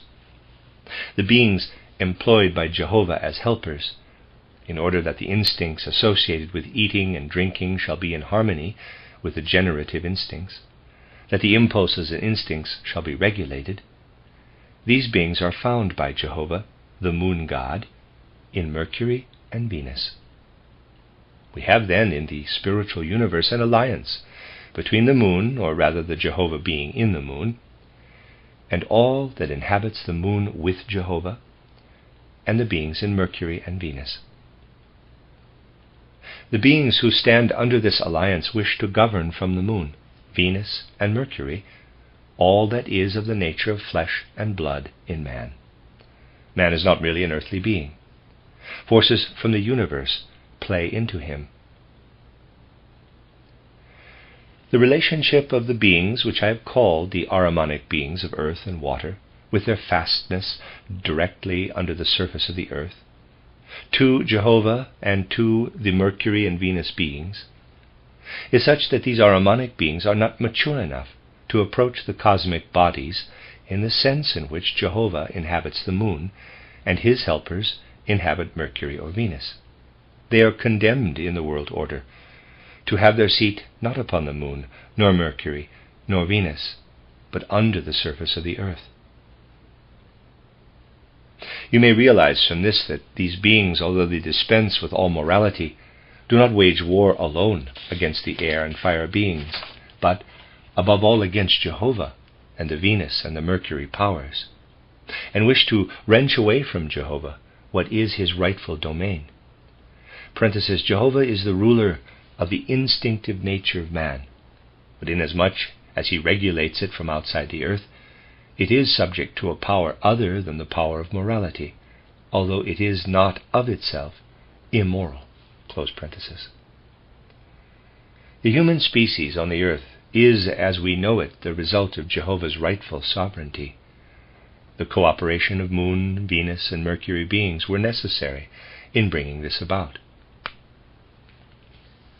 In opposition to the Jehovah race, which man is, these Ahrimanic beings have founded this other race of which I have spoken. A means that is essential for them is that which I described last time. While man sleeps, they approach him and tell him that the good is evil, the evil is good. Man accepts this with terrible facility while he sleeps, and then brings it down into his physical and his etheric body. Then the Ahrimanic beings think that they have achieved their goal as a result of their wicked insinuations. We may therefore say, man ought really to be entirely dependent in his lower nature on higher powers, the powers of the moon, of Venus, of Mercury. His lower nature is not in itself evil and debased. It is evil because the powers hostile to Jehovah penetrate into man in the way described. It is the wish of Jehovah that these beings should only manifest in ebb and flow, in volcanic phenomena, in earthquakes. But these beings make every kind of effort to assert themselves in man as well, and so they not only sally forth from their fastness against the air and fire beings, but preferably against Jehovah and his helpers on Venus and Mercury. Thus man stands in a war, which on the one side is led by Jehovah and his hosts, fighting for righteousness in the universe, and on the other side there stand the hosts of Ahriman, whose cleverness far surpasses that of men, but whose aim is to act wholly against the moral nature, to make man into an automaton of cleverness. All this comes into play in man, from below upward, from out of the earth and water, and it extends upward into man because he has to eat the products which originate from earth and water. Man is not, of course, fed by the air or by warmth as such. On the other side stand the beings whose bodily nature is to be found in air and warmth. They too are immature, as the beings who are the enemies of Jehovah are immature. These beings of air and fire do not from their fastnesses make sallies alone against the Ahrimanic powers, but they fight against that which has to flow to man from Mars, Jupiter, and Saturn, who represent the state of maturity, in contradistinction to them. Now the influences of Mars, Jupiter, Saturn, the distant planets, or rather the influences of their spiritual beings, work upon man principally in that which is to be found on the surface of his being, in the eyes, the ears, and in the sense organs. whereas Moon and Venus affect the inner being and inner organs of man. Saturn, Jupiter, and Mars affect the outer sense organs. The influence of Saturn, for example, is to be found essentially in the human eye, EYE. The beings of Saturn, Jupiter, and Mars wish to make men earth beings in the truest sense. That is to say, their aim is to give him senses which are incorporated as they should be into a physical human organism and remain on the surface. Their aim is to endow him with nerves which extend from the senses into his inner being. Saturn gives the senses. Jupiter gives the nerve continuations of the senses. Mars is a power which gives speech, for example. These beings wish to bring to man everything that is on the surface of his organism. These senses and nerves are projections of the human skin inward. The air and fire beings, of which I have spoken, wage a war to the knife against Jupiter, Saturn, Mars. They have their fastnesses in the air, and they express their power more especially in lightning, in what is of a fiery nature in the air. They would like to make man as a physical being into something that would only be of the nature of the eye and the ear, of what he is on the surface. They would like to pour what is the surface through the entire man, so that he would only be a being who sees and hears, eating and drinking nothing. They want to turn him into an angelic being. Now the Mars, Jupiter, and Saturn beings act, if I may use the expression, in speaking of such lofty beings, in an orderly way in external nature. They permeate with morality the pure nature element in external nature. They bring morality to man. They actually draw into man through the senses. But the air and fire beings wish to permeate man entirely with his sense nature, so that when he sees with his senses, he would see nothing but the moral element. In other words, their aim is to make man into a moral automaton. When you look around into nature, all that is revealed through force proceeds from the Mars beings. What is revealed through natural law proceeds from the Jupiter beings. All that is color and sound proceeds from the Saturn beings. But the air and fire beings do not wish man to become a being with a physical body. They would have him be only force, a law, that is to say, a being of thought, of color, of sound. They want to attenuate him, to make him into an angelic being. So you see that although in external nature the Moon, Mercury, Venus, Jupiter, Mars, Saturn beings are reconciled to each other and held in equilibrium by the Sun, a twofold war is waged for human nature. In the first place, the Ahrimanic and Luciferic beings fight against one another. In the second place, however, the Luciferic beings fight against all the Mars, Jupiter, and Saturn elements that proceed from beyond the Sun. Then again, the Ahrimanic beings fight against the Moon, Venus, and Mercury elements. Behind nature and in man, then, there is a stiff war going on, and within this war man must win through to progress and freedom. In more ancient times he did this through the teachings of the old mysteries, and in this age he must do it through the result of spiritual investigation in reference to all that lies behind nature and below man.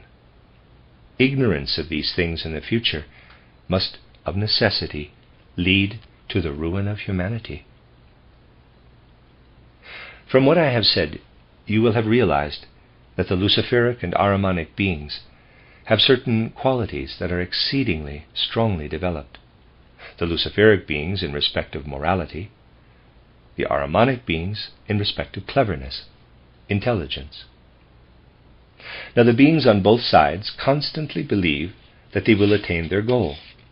They are forever beginning afresh their fight for the attainment of their goal, in the way that I have described. But disillusion awaits them on the earth in respect to the attainment of their goal. when, through modern initiation, man meets these Luciferic or Ahrimanic beings behind nature or below man, he finds them on the one hand to be in a continual state of frenzy, of victory. They press forward to their goal and will not be deterred, believing always and forever in their victory. On the other hand, however, perpetual disillusion from out of the earth awaits them. The life of this class of beings consists in a mood that alternates between a frenzy of victory and perpetual disillusion. It is possible to see how the Luciferic and Ahrimanic beings are disillusioned from the earth through the physical being of man. We can get the strongest impression of the disillusions suffered by Ahriman and Lucifer in hospitals or by sick beds and in asylums. It is here that Ahriman and Lucifer experience their greatest disillusion. These beings wage, as you know, a stiff war for the nature of man. But it is not well for them, in respect of the attainment of their goal, when, within human nature, they gain a victory over one another. It is altogether different when a victory is gained by Ahriman against the moon, Venus and Mercury gods, and different again when the air and fire gods gain a victory against Jupiter, Mars, and Saturn. But these victories are never complete. They amount to victories only because they are reinforced by the measure of success which these beings have against each other. But as a matter of fact, the successes which these beings have against one another are in the vast majority of cases only apparent, hence the disillusion. Suppose the Ahrimanic powers succeed in gaining a victory in the human body over the Luciferic powers, over those powers whose aim it is to permeate man entirely with what ought to be only on the surface, in the senses. Then, as a result of the victory of the Ahrimanic powers, man would fall a victim to diseases would fall a victim to diseases where there are tumor formations or carcinoma, or again diseases of the metabolic system, such as diabetes. Where such diseases appear in a physical human body, Ahriman has gained a victory over Lucifer. But with this victory is connected the fact that the physical nature of man is for a time injured, and then it is of no use to Ahriman for the purpose of tearing the impulses and instincts out of man and building his own race out of them. From this you will get a seemingly paradoxical but correct view of illness. Disease in many cases is the only means whereby the good powers can save man from the clutches of Ahriman. And when Lucifer gains a victory in the nature of man over the Ahrimanic powers, which try to harden man, which wish to draw him down to their race of mere earth and water beings, man falls a victim to illnesses of a catarrhal nature, or to insanity. Here again the victory of Lucifer is contended. Hence it is that these Luciferic and Ahrimanic powers work perpetually with all their might for victory, but they are disappointed and disillusioned by the sick bed and in hospitals and asylums. For there they have proof that although they may fight, a victory for them is impossible. If you are able to look into the etheric nature of man, not his physical nature merely, but his etheric nature, you see there the same conditions for the disillusions of the Ahrimanic and Luciferic beings. For when in the etheric body the Luciferic powers gain a victory over the Ahrimanic powers, the man becomes an habitual liar. But when a man becomes an habitual liar, he becomes a non-moral being. He falls out of the world into which Lucifer wishes to draw him. Lucifer appears to tear man away from the earth, but instead of making him into a moral automaton, he makes him into a liar. And when man becomes an habitual liar, however paradoxical it may sound, the good powers have a weapon whereby they can take the man away from Lucifer. For in the course of karma, this can be adjusted, whereas if Lucifer were to be victorious, the human race would be lost to the earth, would be lifted off the earth. And if Ahriman were to be victorious in the etheric body, or got near to victory, man would become obsessed, inwardly obsessed with cleverness. But when he is inwardly obsessed with cleverness, the cleverness remains in him. The cleverness possesses him. It gains a hold over the etheric body. And then again, Ahriman cannot drag the instincts and impulses down to him, because they remain fixed in the etheric body as a result of the obsession. So in many cases, the triumph of untruthfulness and of obsession is the cause of the Luciferic and Ahrimanic powers becoming the victims of great disillusions. Let us look at the astral body. Let us suppose that in the astral body the Ahrimanic powers are victorious, or nearly so. A man can thereby turn into an incontrollable egoist, but because of this he holds his instincts within him.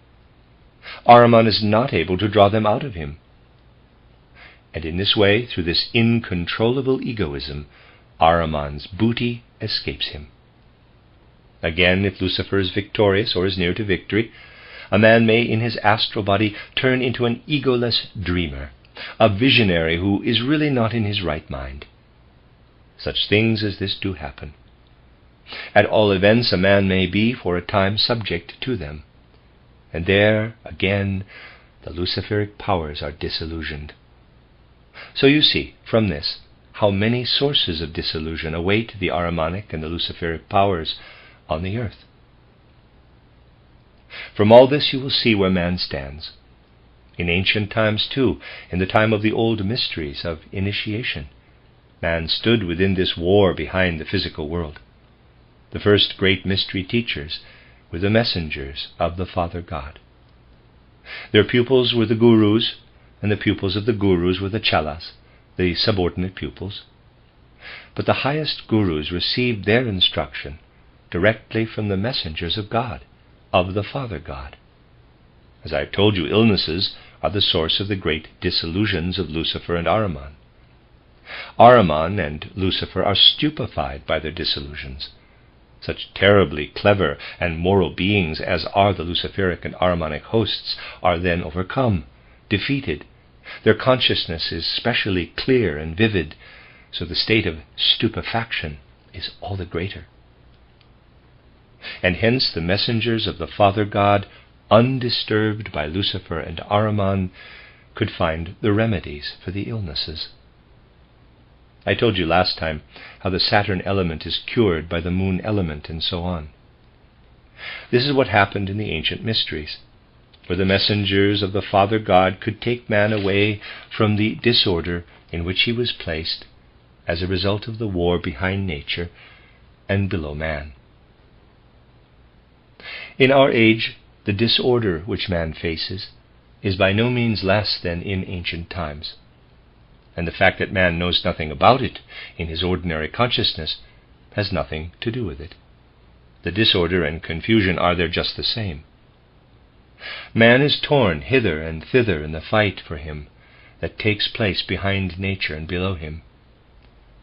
In our present age, when we cross the threshold and consciously see the spiritual world and this terrible war, this disorderly struggle for man that takes place behind nature and below him, we may look around in vain for the messengers of the Father God, who, for instance, gave the staff of Mercury and other symbols of healing to the old mystery doctors.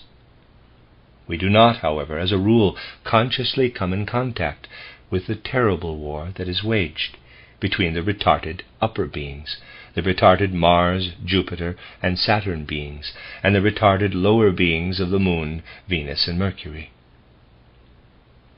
When we cross the threshold, we are in the midst of this terrible war of the upper powers with the lower powers. The fire and air beings, as ill-advised Saturn, Jupiter, and Mars beings, and the earth and water beings, as ill-advised Moon, Venus, and Mercury beings, confront each other like two armies, and a terrible war wages on the other side of the threshold. The sun is at first fiery and then darkens, and at the end has the appearance of a dreadful black disk. This was not the case with the ancient initiates, for they saw through that blackening disk. Out of it there came to them the divine messengers of the Father, messengers who were, for instance, the bearers of healing wisdom in ancient times. We modern men pass the threshold, and of course there is still this dreadful war. The sun becomes red, black, but it remains a black disk. We are driven backward and have to seek on the earth itself in order to find our way in the midst of the confusion of the war. And we come to the Christ, who is there as a spiritual being, having united himself with the earth through the mystery of Golgotha, and who says to us, quote, "Be not despairing, because the sun has grown dark. It has grown dark and black because I, the sun God, no longer dwell within it. I have descended and have united myself with the earth." Close quote. And when we then draw near Christ with inner devotion and heightened knowledge, and understand of what the mystery of Golgotha is, the sun, although it still remains a black disk and does not become clear and light, begins to enable us to hear what Christ says to us. We come to know the relationship of the Christ with the sun. In a certain sense, the sun, although it remains a dark disk, becomes a living essence which renders us able to listen to the Christ, if we have, in the first place, developed a right relationship of soul to it. And it is the Christ who gives men the means whereby he may reconcile the upper with the lower powers, may reconcile what is above the black solar disk, and those powers which manifest themselves around our earth as beings of air and fire, with the powers that are below. Then we acquire landmarks for the curing of disease, as well as an understanding of other misfortunes which constantly disillusion Lucifer and Ahriman. And through the power of the Christ and the mystery of Golgotha, we come to be able to say what may sound very remarkable. The Ahrimanic and Luciferic beings are disillusioned by the evil that they cause to arise on the earth, disillusioned by their victories, by their partial victories. Their disillusionments must always come because they will continue to engender disease, obsession, lying, selfishness, and lack of egohood. They will constantly fluctuate between exaltation and the most dreadful disillusions. But it is given to the earthman, if he finds the relationship to Christ, not to despair where beings higher than he despair, beings who will to take a path other than the path of that divine nature to which man belongs, and to which he must remain faithful through the course of the earth's existence. The central point of this divine nature is the Christ being, who once spoke to the ancient initiates through the sun disk, and who now speaks to us from the earth, taking the sun to his aid, so that when we speak about the Christ today, we are speaking of one who upon the earth can come to our side and lead us out of the terrible strife of the Ahrimanic and Luciferic powers against each other and against the upper and lower spheres of the gods. I shall tell you more about this next time. The end of Lecture 5. You are listening to RudolfSteinerAudio.com. This is a reading of a collection of lectures by Rudolf Steiner, entitled Man's Life on Earth and in the Spiritual Worlds. This is the last lecture in this collection, Lecture 6. These were given in England in 1922, and this Lecture 6 was given in London on the 19th of November. I want today to bring it to a kind of conclusion the subjects we have lately been considering here. You know already what the lot of man is immediately after death. He has laid aside his physical body, and he is in a position in which he cannot be during earth life through his ordinary consciousness. He has his ego, his astral body, and his etheric body around and attached to him. This etheric body is united with the physical body throughout the whole of the period between birth and death, and during sleep it is only the ego and astral body of man that are outside the etheric and the physical bodies. When, after death, man is for a short time, a period of days only, still attached to his etheric body, or body of picture forces, he is, because of this, in a position to look back upon the whole course of his earth life.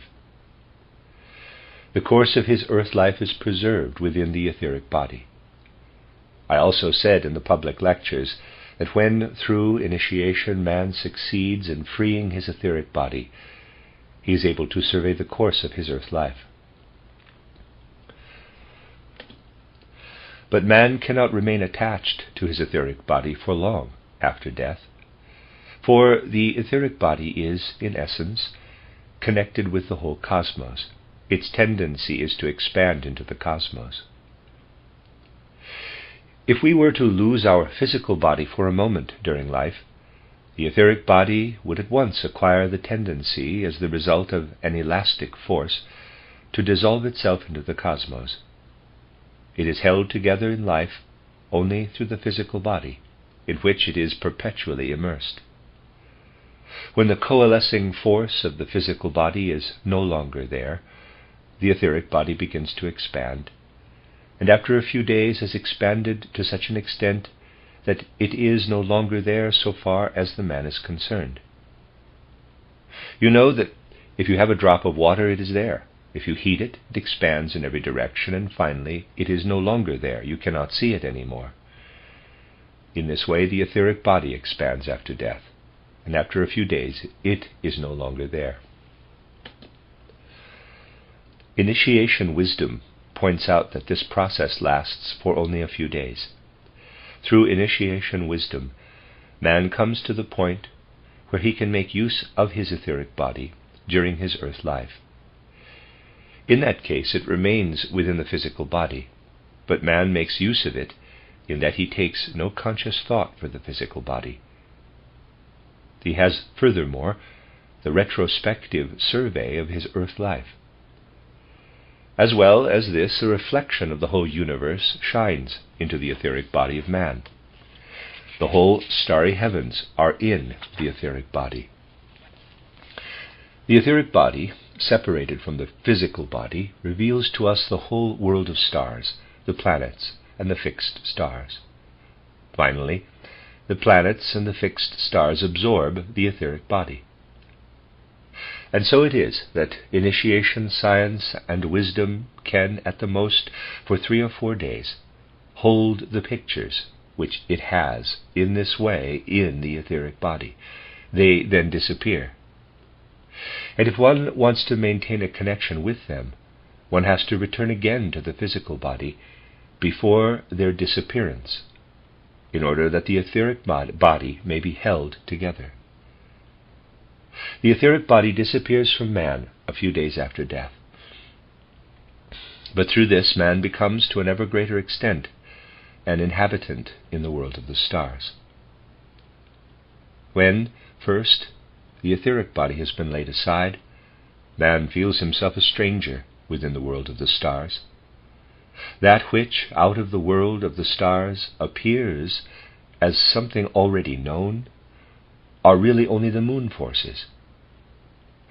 The moon appears so that a man has it as a reflection of its physical form. But at the same time, man learns to know the spiritual forces that are connected with the moon. He learns to know that the cosmic Jehovah force is connected with the moon, as I described it last time. The moon is transformed for those who have gone through the gate of death, transformed into a colony of spiritual beings whose leader is Jehovah.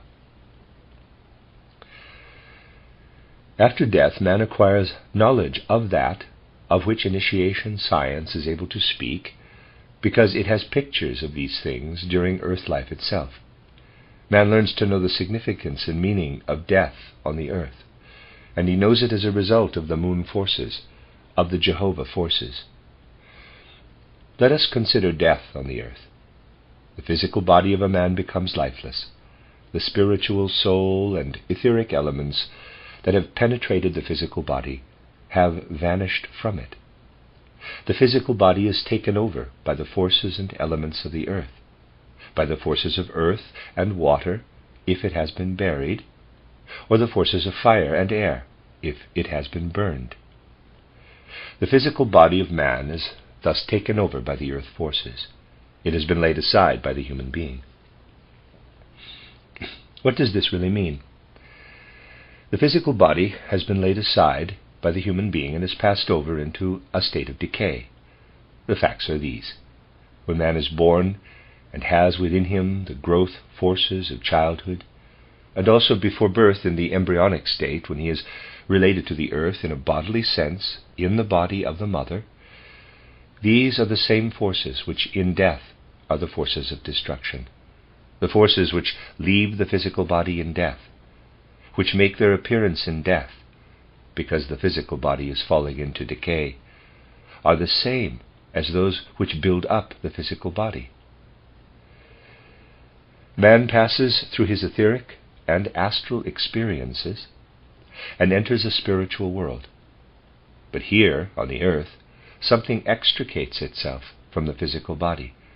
A spiritual element goes out of the physical body.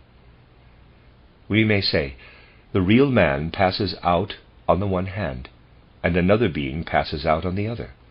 The physical body of man lies in death. The man forsakes it, but another being leaves it also. This other being is composed of what on earth were the living moon forces. The moon forces are concentrated in the cosmic moon, but their operations stretch far and wide. On the earth they manifest in the forces of death, but these forces of death are equally the forces of birth. They lead man into life and make their reappearance when he passes out of life. In this way we get a conception of the connection between birth and death. And taking all the men who die in the course of time, we may say that the apparition of death passes out of each human being and is united with an atmosphere, with a spiritual atmosphere which surrounds the earth like the atmosphere of air, and contains that which death yields up and which birth in turn receives. The forces that to a certain extent rise up from the human corpse are the cause of the rebirth of men. Our forces of birth are spiritually connected with the forces of death, forces that, as a result of death, make their appearance in the environment of the earth. Now consider the following. These forces of death, which are also the forces of birth, are the moon forces. These moon forces are colored by such moral forces as a man may have acquired between birth and death. If a man has led a good life in a certain connection, there comes into existence in this sphere of the moon death forces a being that contains within itself a force that has remained from his goodness. It has also within it all that has remained of his failings. We build up this being while we live on earth. Ordinary consciousness knows nothing about this being, yet we bear it within us. Every night while we sleep, we leave it behind. When we pass out of our physical body, this being remains within the physical body. I have told you that the moral and religious feelings are left behind in the physical and etheric bodies. An actual being is also left behind, a being whom we build up as the bearer of our karma during our earth life. This being remains in connection with us so long as we are in the sphere of the moon forces. It is this being who keeps us within the sphere of the moon forces, that is, in the proximity of the earth, and so, in the period immediately following death, we remain connected with the moon forces and with our karma in such a way that we have actually to live through all our deeds between birth and death on the earth. We have to live through them spiritually. I said in the public lectures that this was done 3 times more quickly than was the case on the earth. We have to live through them backward, and in this way we spend a period after death, a period wherein we are not connected with the physical body, which we have laid aside, but with the moon forces of death. We have, as spiritual and soul beings, to go through our deeds that have an inner relationship with those we performed on earth. We pass through our life once again backward, and through this we become, for the first time, conscious of our karma. What is spiritual must be looked at in a spiritual sense. If you have loved a certain person, on earth you may feel, yes, after death he has now to live through all his bad deeds and his imperfections. And as a result of your earthly physical life, pity arises in you that the man has to pass through this. But if you were to ask a man who has thus passed through the gate of death, whether he himself looks at the thing in this way, he would answer in the negative. He would say, quote, "I would not wish to go through this post-mortem life otherwise than with the judgment and discernment that I now have as a spiritual and soul being. For I am experiencing now something all over again, in order that it may become a real part of my true soul essence. For if I began to perform actions which showed me to be an imperfect man, and were not to live through them again in my inner being, I should not receive the urge to make up for them. Neither should I have the will to shake myself free of this imperfection. Because I live through the action again in a spiritual and soul sense, I acquire the impulse to overcome it by more perfect action." Close quote. The dead man would not on any account forego this re-experiencing, for it gives him the power to press forward to his full humanity. We must be quite clear that just as the earth viewed from a valley has a different appearance from when it is viewed from a mountain top, so life looked at from the physical world has a different aspect from when it is looked at from the other side. As a rule, men do not judge rightly of the connection of earth life with superphysical life, with life after death. Let us take another case. Suppose you are a good anthroposophist, enthusiastic about anthroposophy, and someone in your household with whom you are closely connected hates anthroposophy as his deadliest enemy. You may perhaps have the very deepest sorrow and imagine that you are giving great pain to this person because you are an anthroposophist and he simply hates anthroposophy. From the standpoint of earth life, that is possibly correct. But very often it appears, when looked at from the other side, that the person's karma prevents him from being able to come to anthroposophy because of hindrances in his nature that he has brought over from a previous life, and which make his head hate anthroposophy. His head cannot get near to anthroposophy. He becomes uneasy, enraged, simply when he hears the very mention of anthroposophy. His heart, however, is not necessarily opposed to anthroposophy. When such a person dies, it may well be that he has an intense longing for anthroposophy after death, so that you are often doing right to direct anthroposophical thoughts to a man after his death who here in life has hated anthroposophy, in order to lead him to it. However strange and paradoxical it may sound, many a member of a family who has simply raged when another member of the family has become an anthroposophist has become, after death, the most devoted adherent. I said to you on my previous visit here that on the other side of death, life is to be judged and looked at quite differently from what is the case here, and that must be taken absolutely seriously in this connection too. We can see through this how man becomes transformed. Here in physical earth life, your brain is in your skull, the lungs further down. Then there are the other organs, and externally the senses.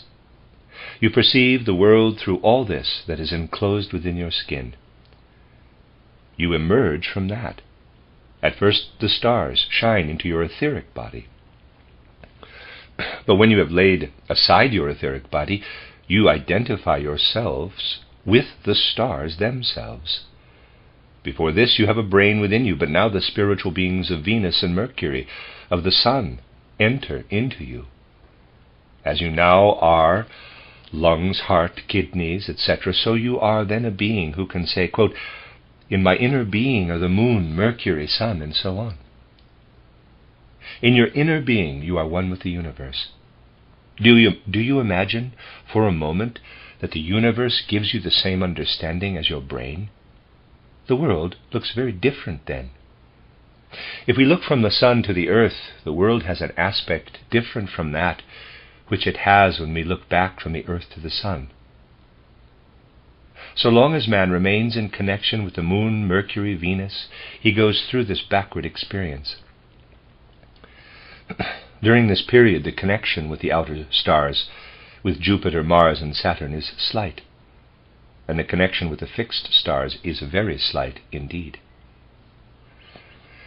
After a man has gone through his life and his actions, has passed through them backward to his birth, it comes to pass that he then judges these actions from the standpoint of the stars. His judgment is not retrospective, but forward.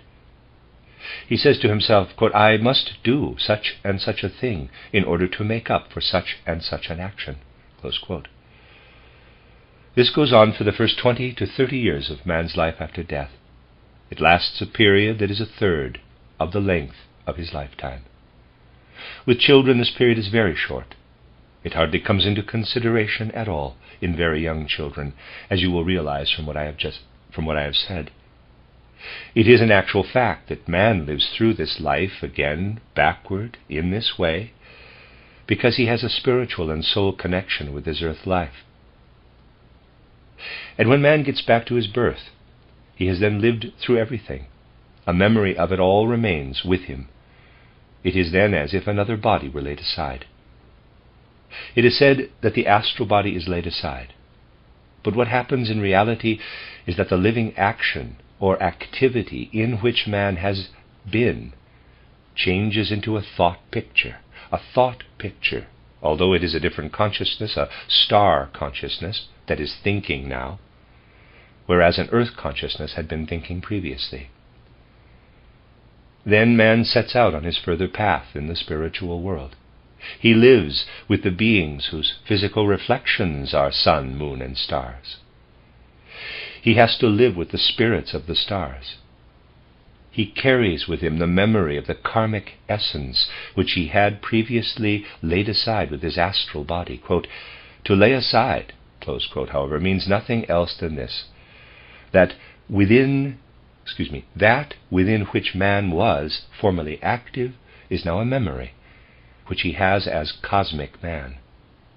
He enters into a purely spiritual world, bearing with him the memory of what his earth life bequeathed to him. So long as man is passing through this backward experience of his past earth life, he is really within the sphere of the planets. During the period of his progress through the forces of moon, Venus, Mercury, Sun, Mars, Jupiter, to the Saturn forces, that is to say, so long as he is between the spheres of the moon and of Saturn, he feels the planetary cosmos to be within him. And in this period he is passing through his backward experience of his past earth life. I told you a short time ago how the moon and Saturn forces work against each other. The moon contains those forces that bring men back again to the earth and tend to hold him to the earth. Saturn tends to lead him out into the world of the stars, but in such a way that when, between death and a new birth, man enters into this starry world, he does not see the physical reflections of the stars, but lives with the beings that belong to the different stars. Passing the sphere of Saturn after death, we are ripe for experience of the purely spiritual world. In my book, Theosophy, I have spoken of this change as the passage from the soul world to the spiritual world.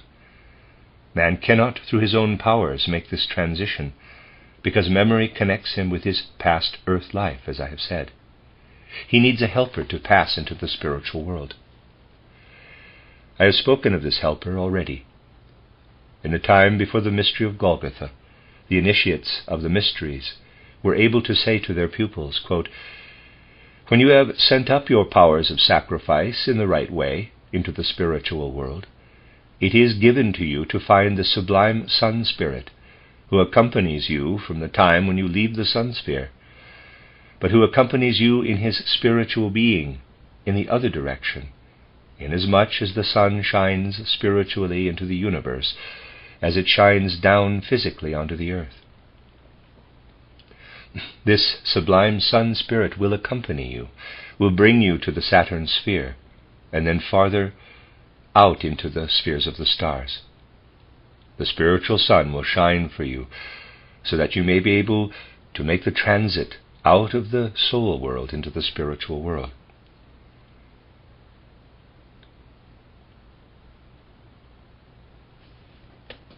I believe that's close quote there.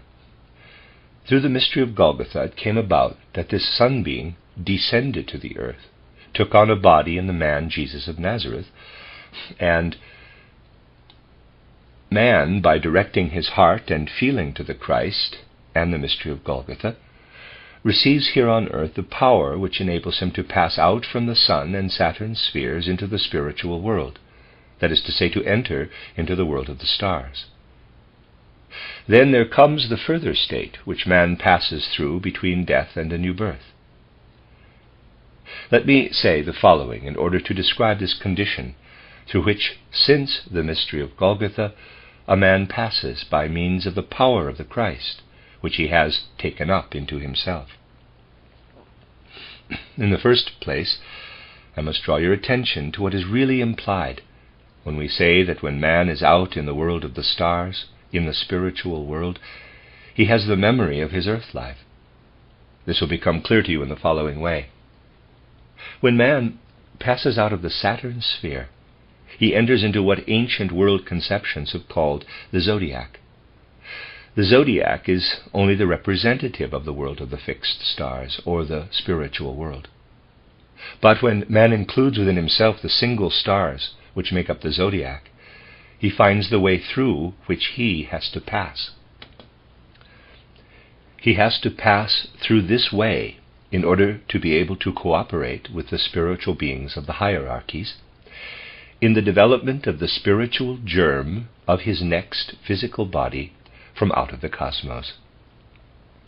Now, suppose you were to say, quote, "Here on the earth we have interesting work to do.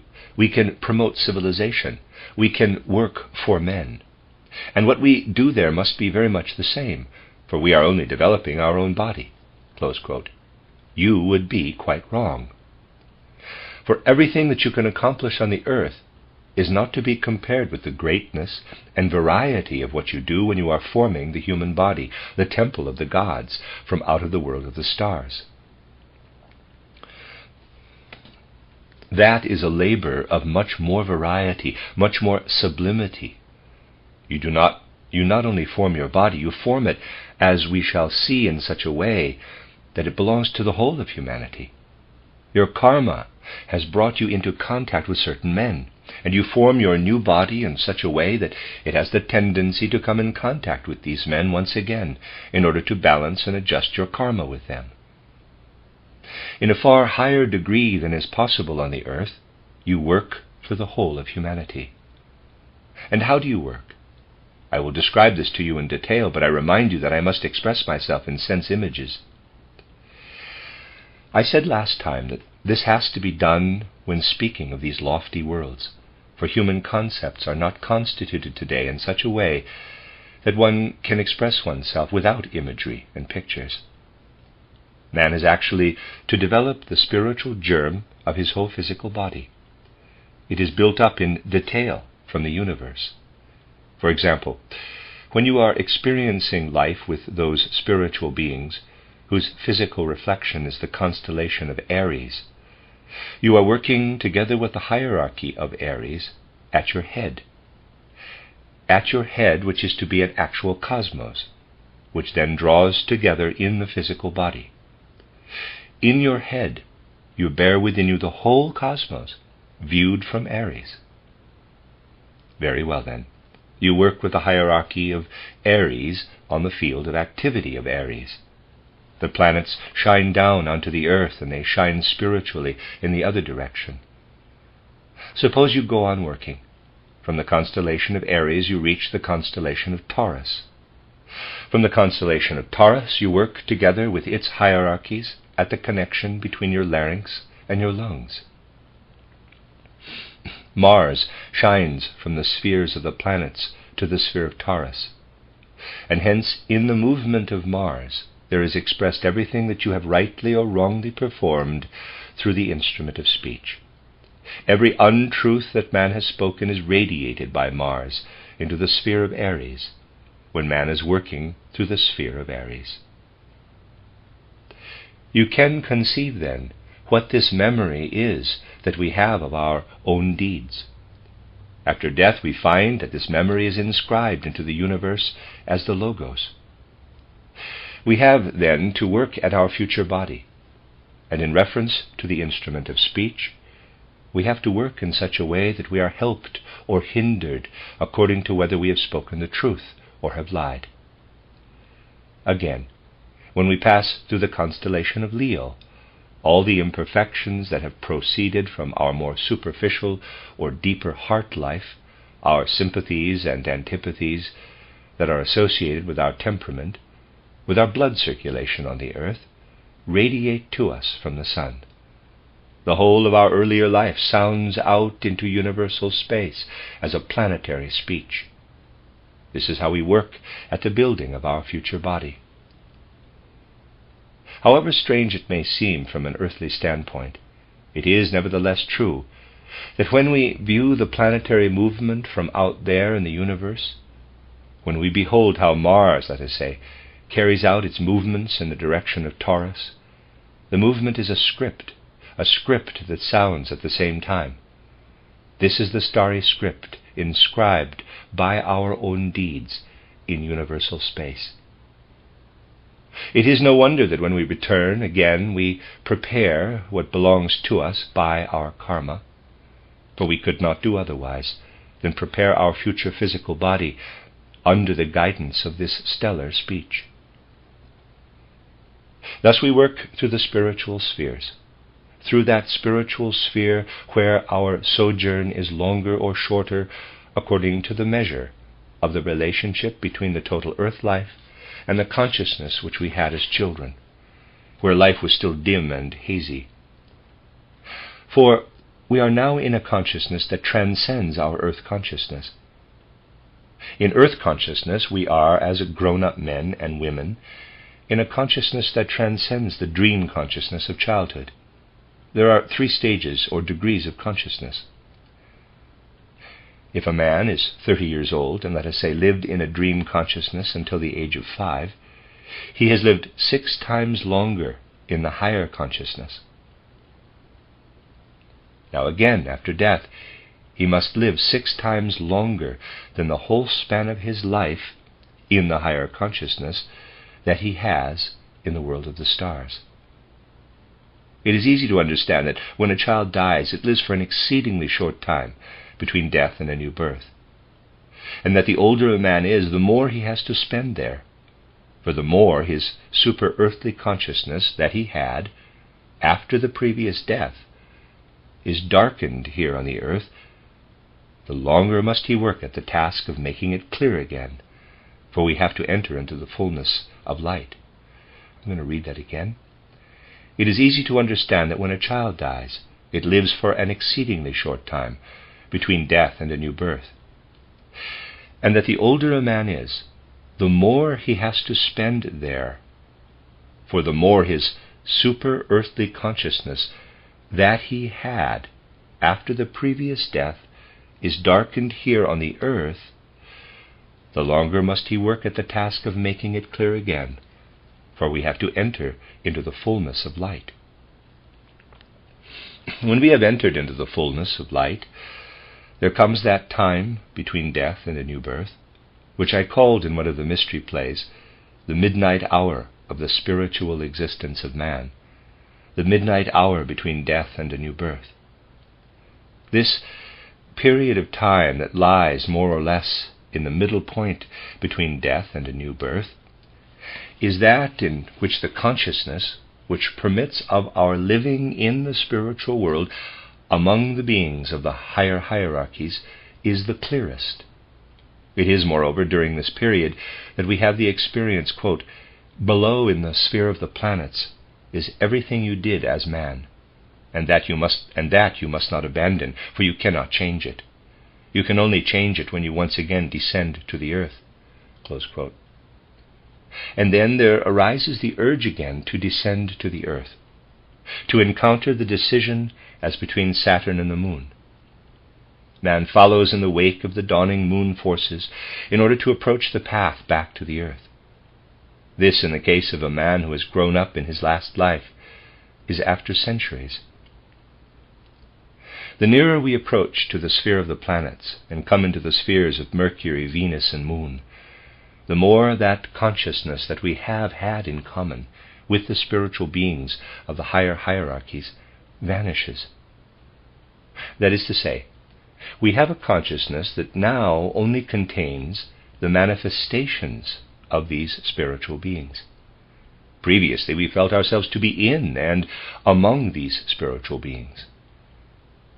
When we were preparing the human head for the later earth life, we felt as if we were working together with the spiritual beings, whereas now they appear to us as pictures.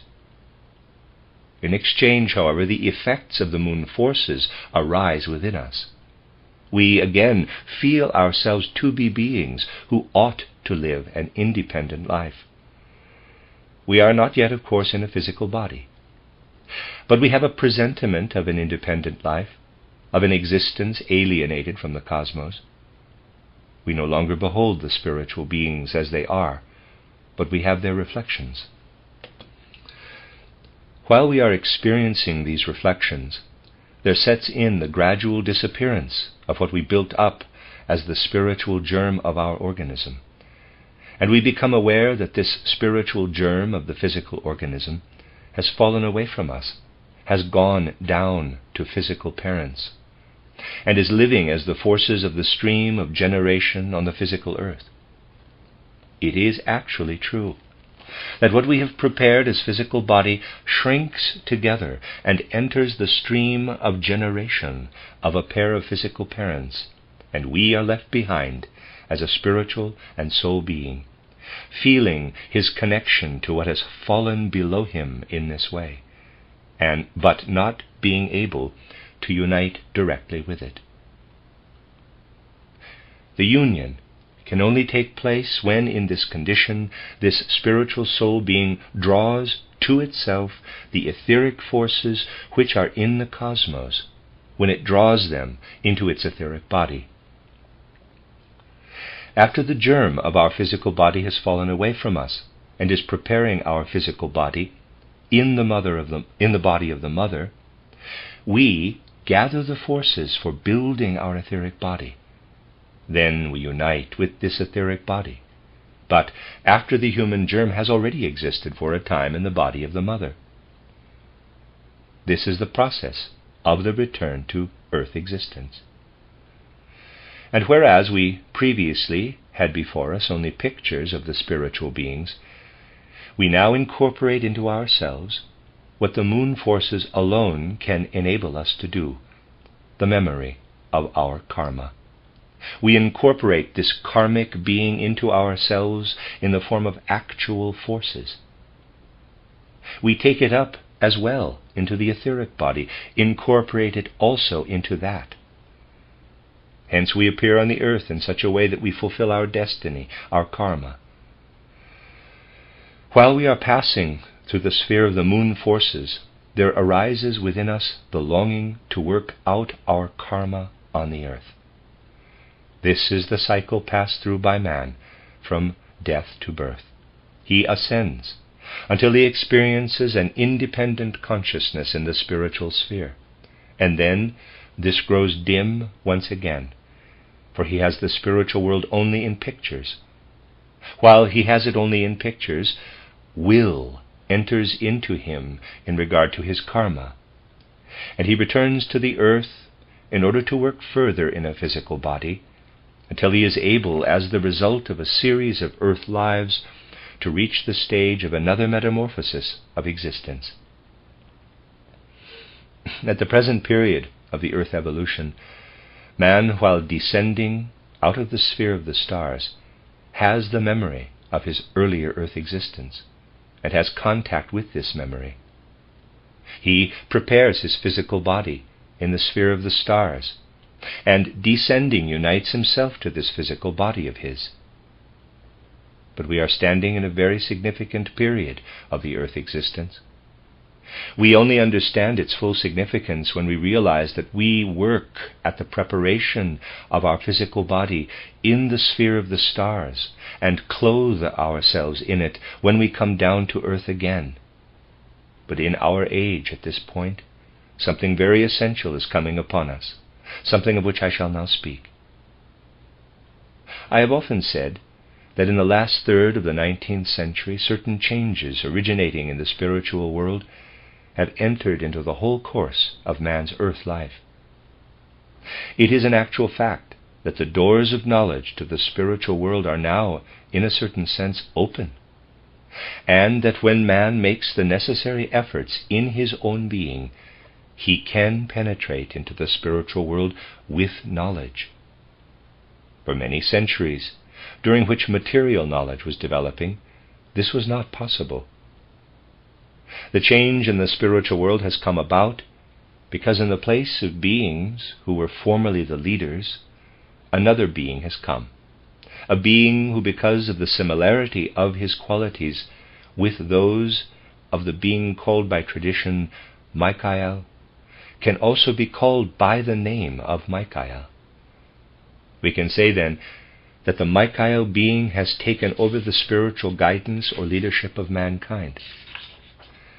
The effect of Michael's influence in the soul and spiritual life of humanity on the earth is that in increasing measure man comes to realize that he is not only connected with the kingdom of the earth through his physical body, but that through his soul and spiritual nature he stands in a perpetual connection with the spiritual world. The growing into spiritual knowledge, then, is that which on the one side is connected with the sovereignty of Michael. The other side is that which comes to pass as the result of a real and genuine penetration of the human soul and heart with spiritual science. That means to say that as the light of this spiritual science is spread abroad, it will not remain a mere theory, but will stream into human feeling and exist as an ever-growing human love. What has been stored up in the last centuries is, so far as man is concerned, only a head knowledge that does not stream out into the whole being of man. It is really like a soul tumor, something that gradually hardens because the forces from the rest of the organism do not flow into it as they should. If in the head we become cleverer, and the necessary feeling does not permeate this cleverness from the rest of the organism, then we become beings who really have something like a soul and spiritual cancer, a soul and spiritual cancerous tumor. The head cannot thrive spiritually if the rest of man does not stand in the world as a being of love, with his love permeated with will. What it is the wish of the Michael sovereignty to impart to humanity will be understood by men only when they themselves advance to meet it as a result of their own qualities. Man can only contact his Michael sovereignty when he is spiritually enlightened and is filled with the universal love of mankind which proceeds from spiritual enlightenment. Then men will acquire a deeper and deeper understanding of what this Michael sovereignty means. The Old Testament peoples spoke of a Michael sovereignty as well, meaning that at that time Michael was the servant of Jehovah. That is to say, Michael then worked in the Jehovah forces, He was the servant of Jehovah. He fought against the Ahrimanic powers of which I spoke last time.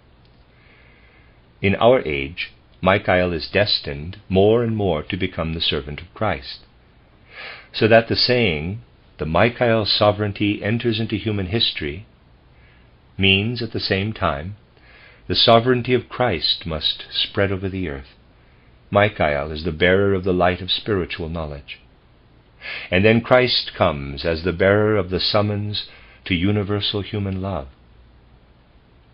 But as a result of this, something is changed, not only on the earth, but a great deal is changed in that life through which man passes between death and a new birth.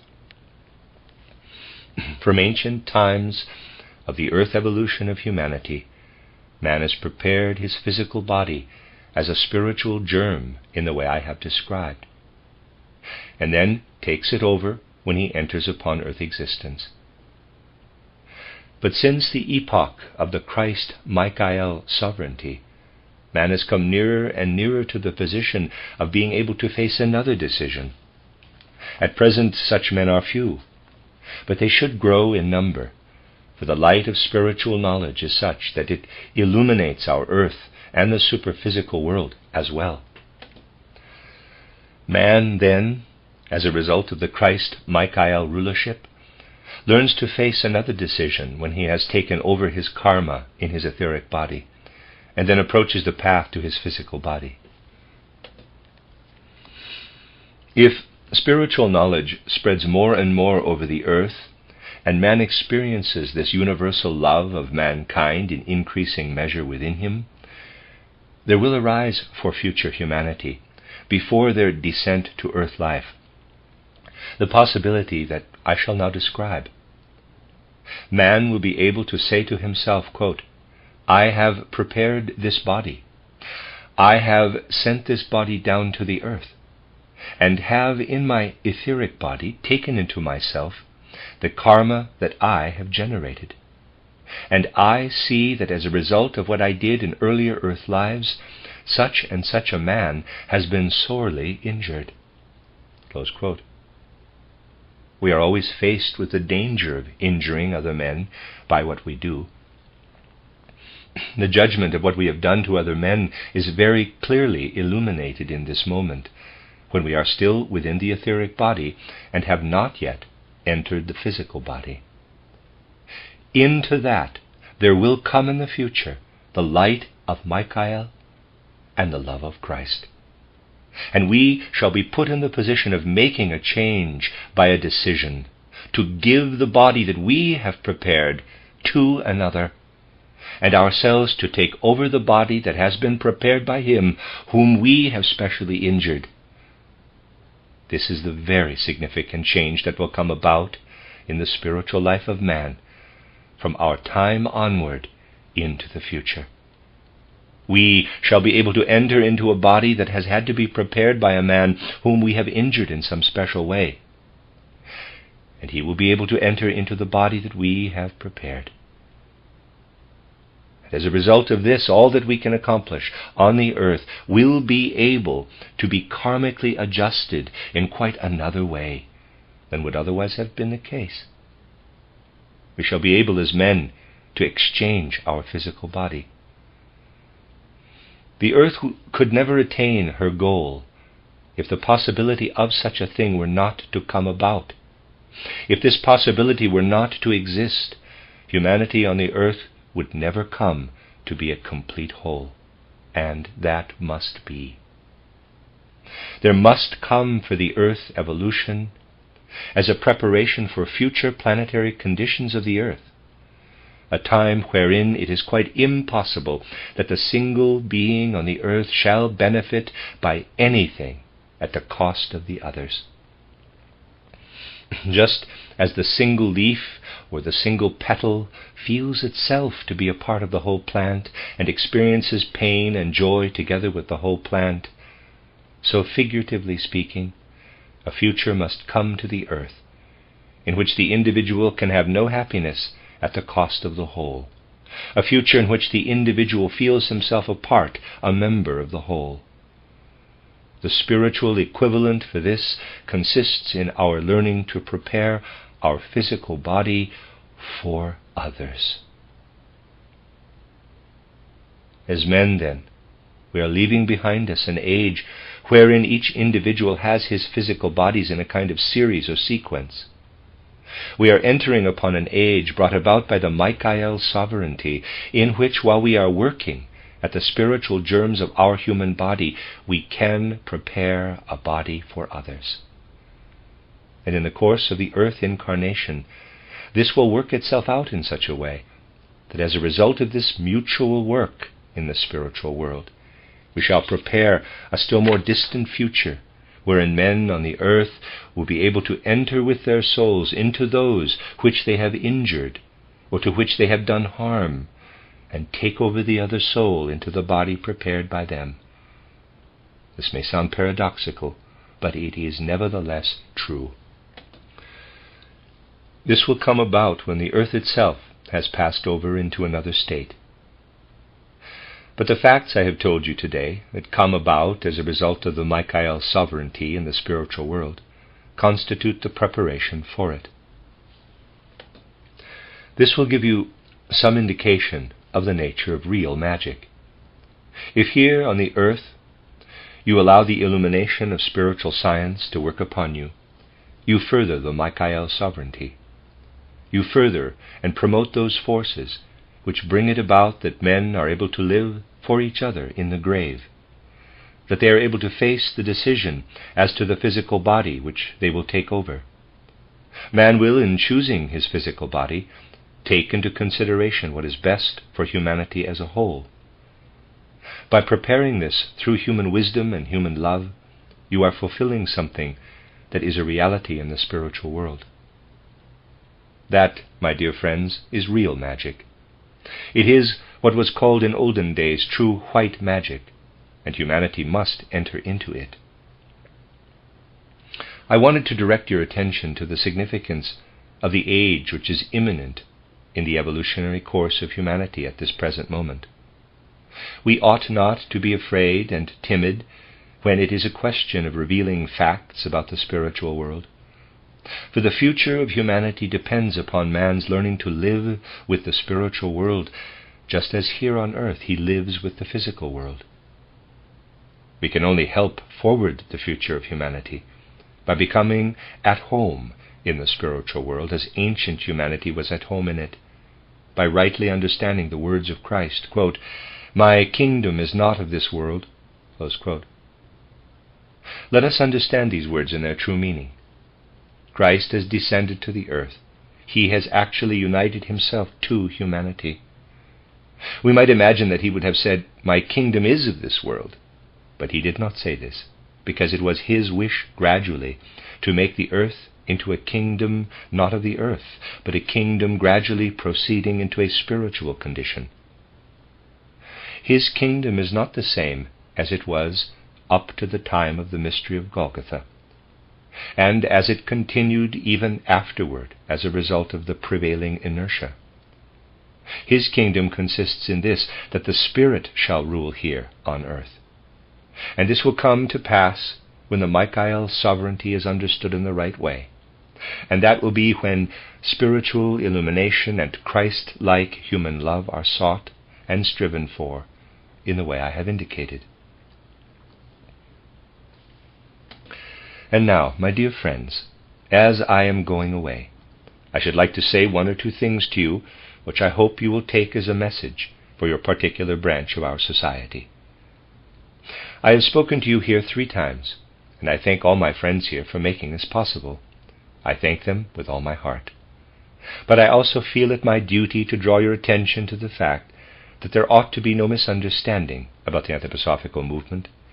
Our anthroposophical movement must not be a movement of mystical, hazy, nebulous theories sought out by man in order that he may become aloof from life. It must be a movement by means of which man brings the spiritual in a practical way into all spheres of life.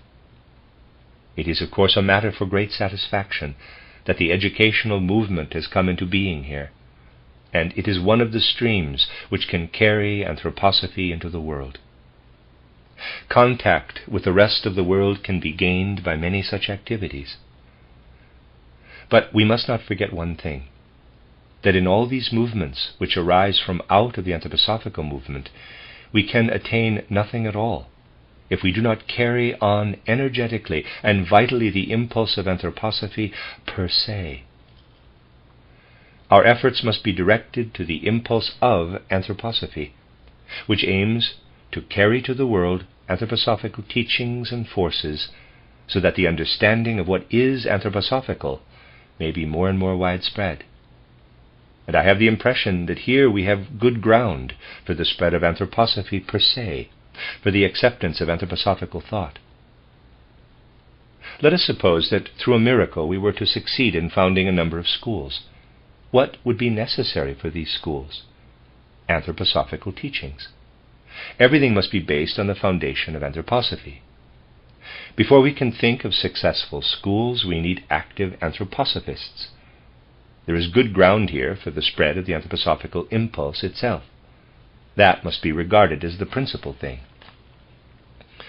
The thing of greatest importance is what brings spiritual life to the hearts of men.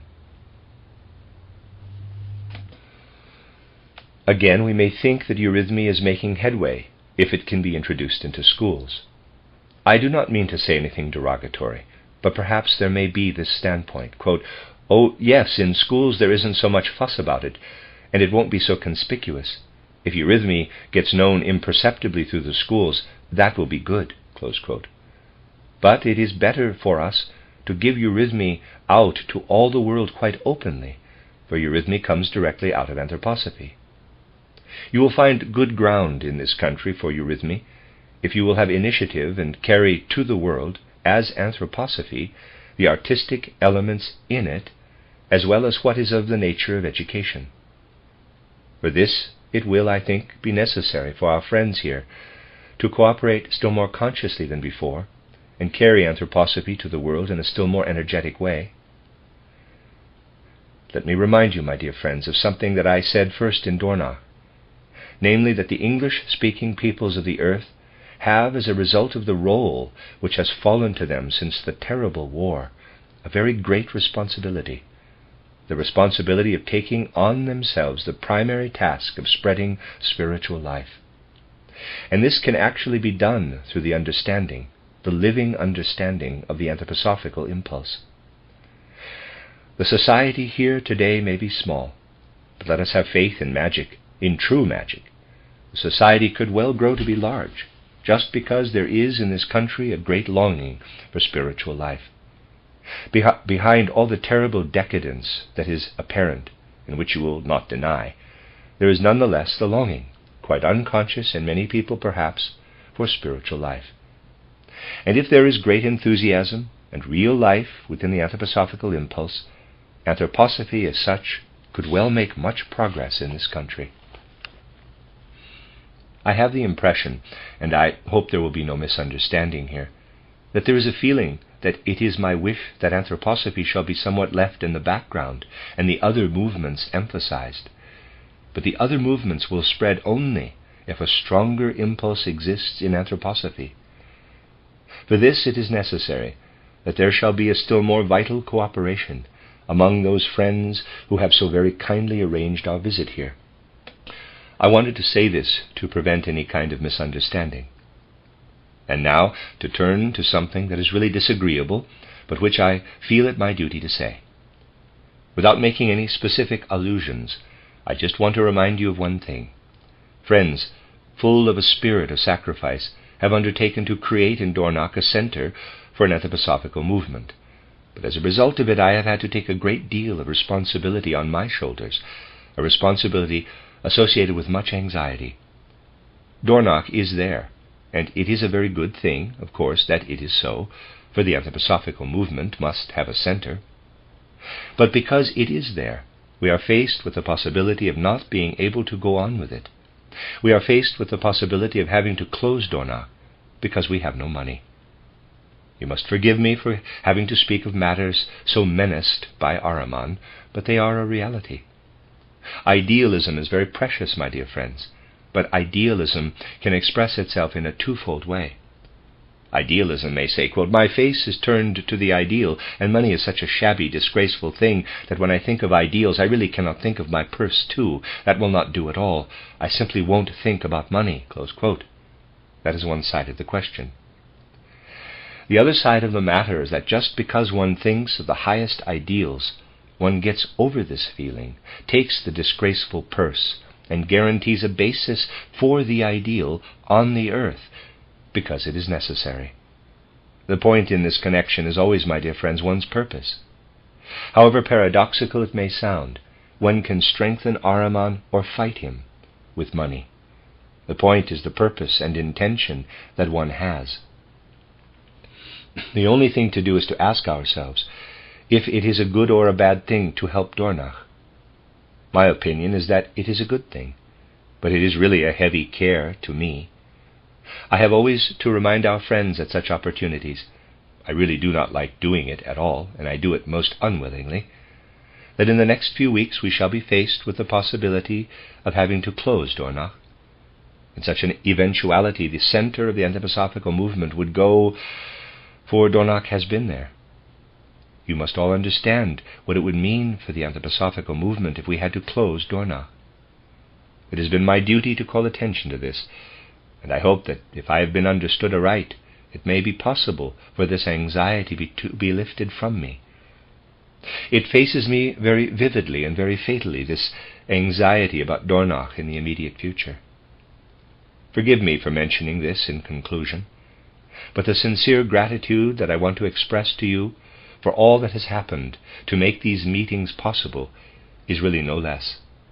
I would also like to say here that even if for a time we cannot be together, we can, if we hold on more firmly and gain more knowledge of spiritual things, be together in soul and spirit, even if we are separated in space. It is in this feeling and thought that I close the meetings which have taken place through your labors, and I hope that there may be others in the future. Let me just say that if anybody is in a position to let his heart be touched, I hope he will in future approach me personally.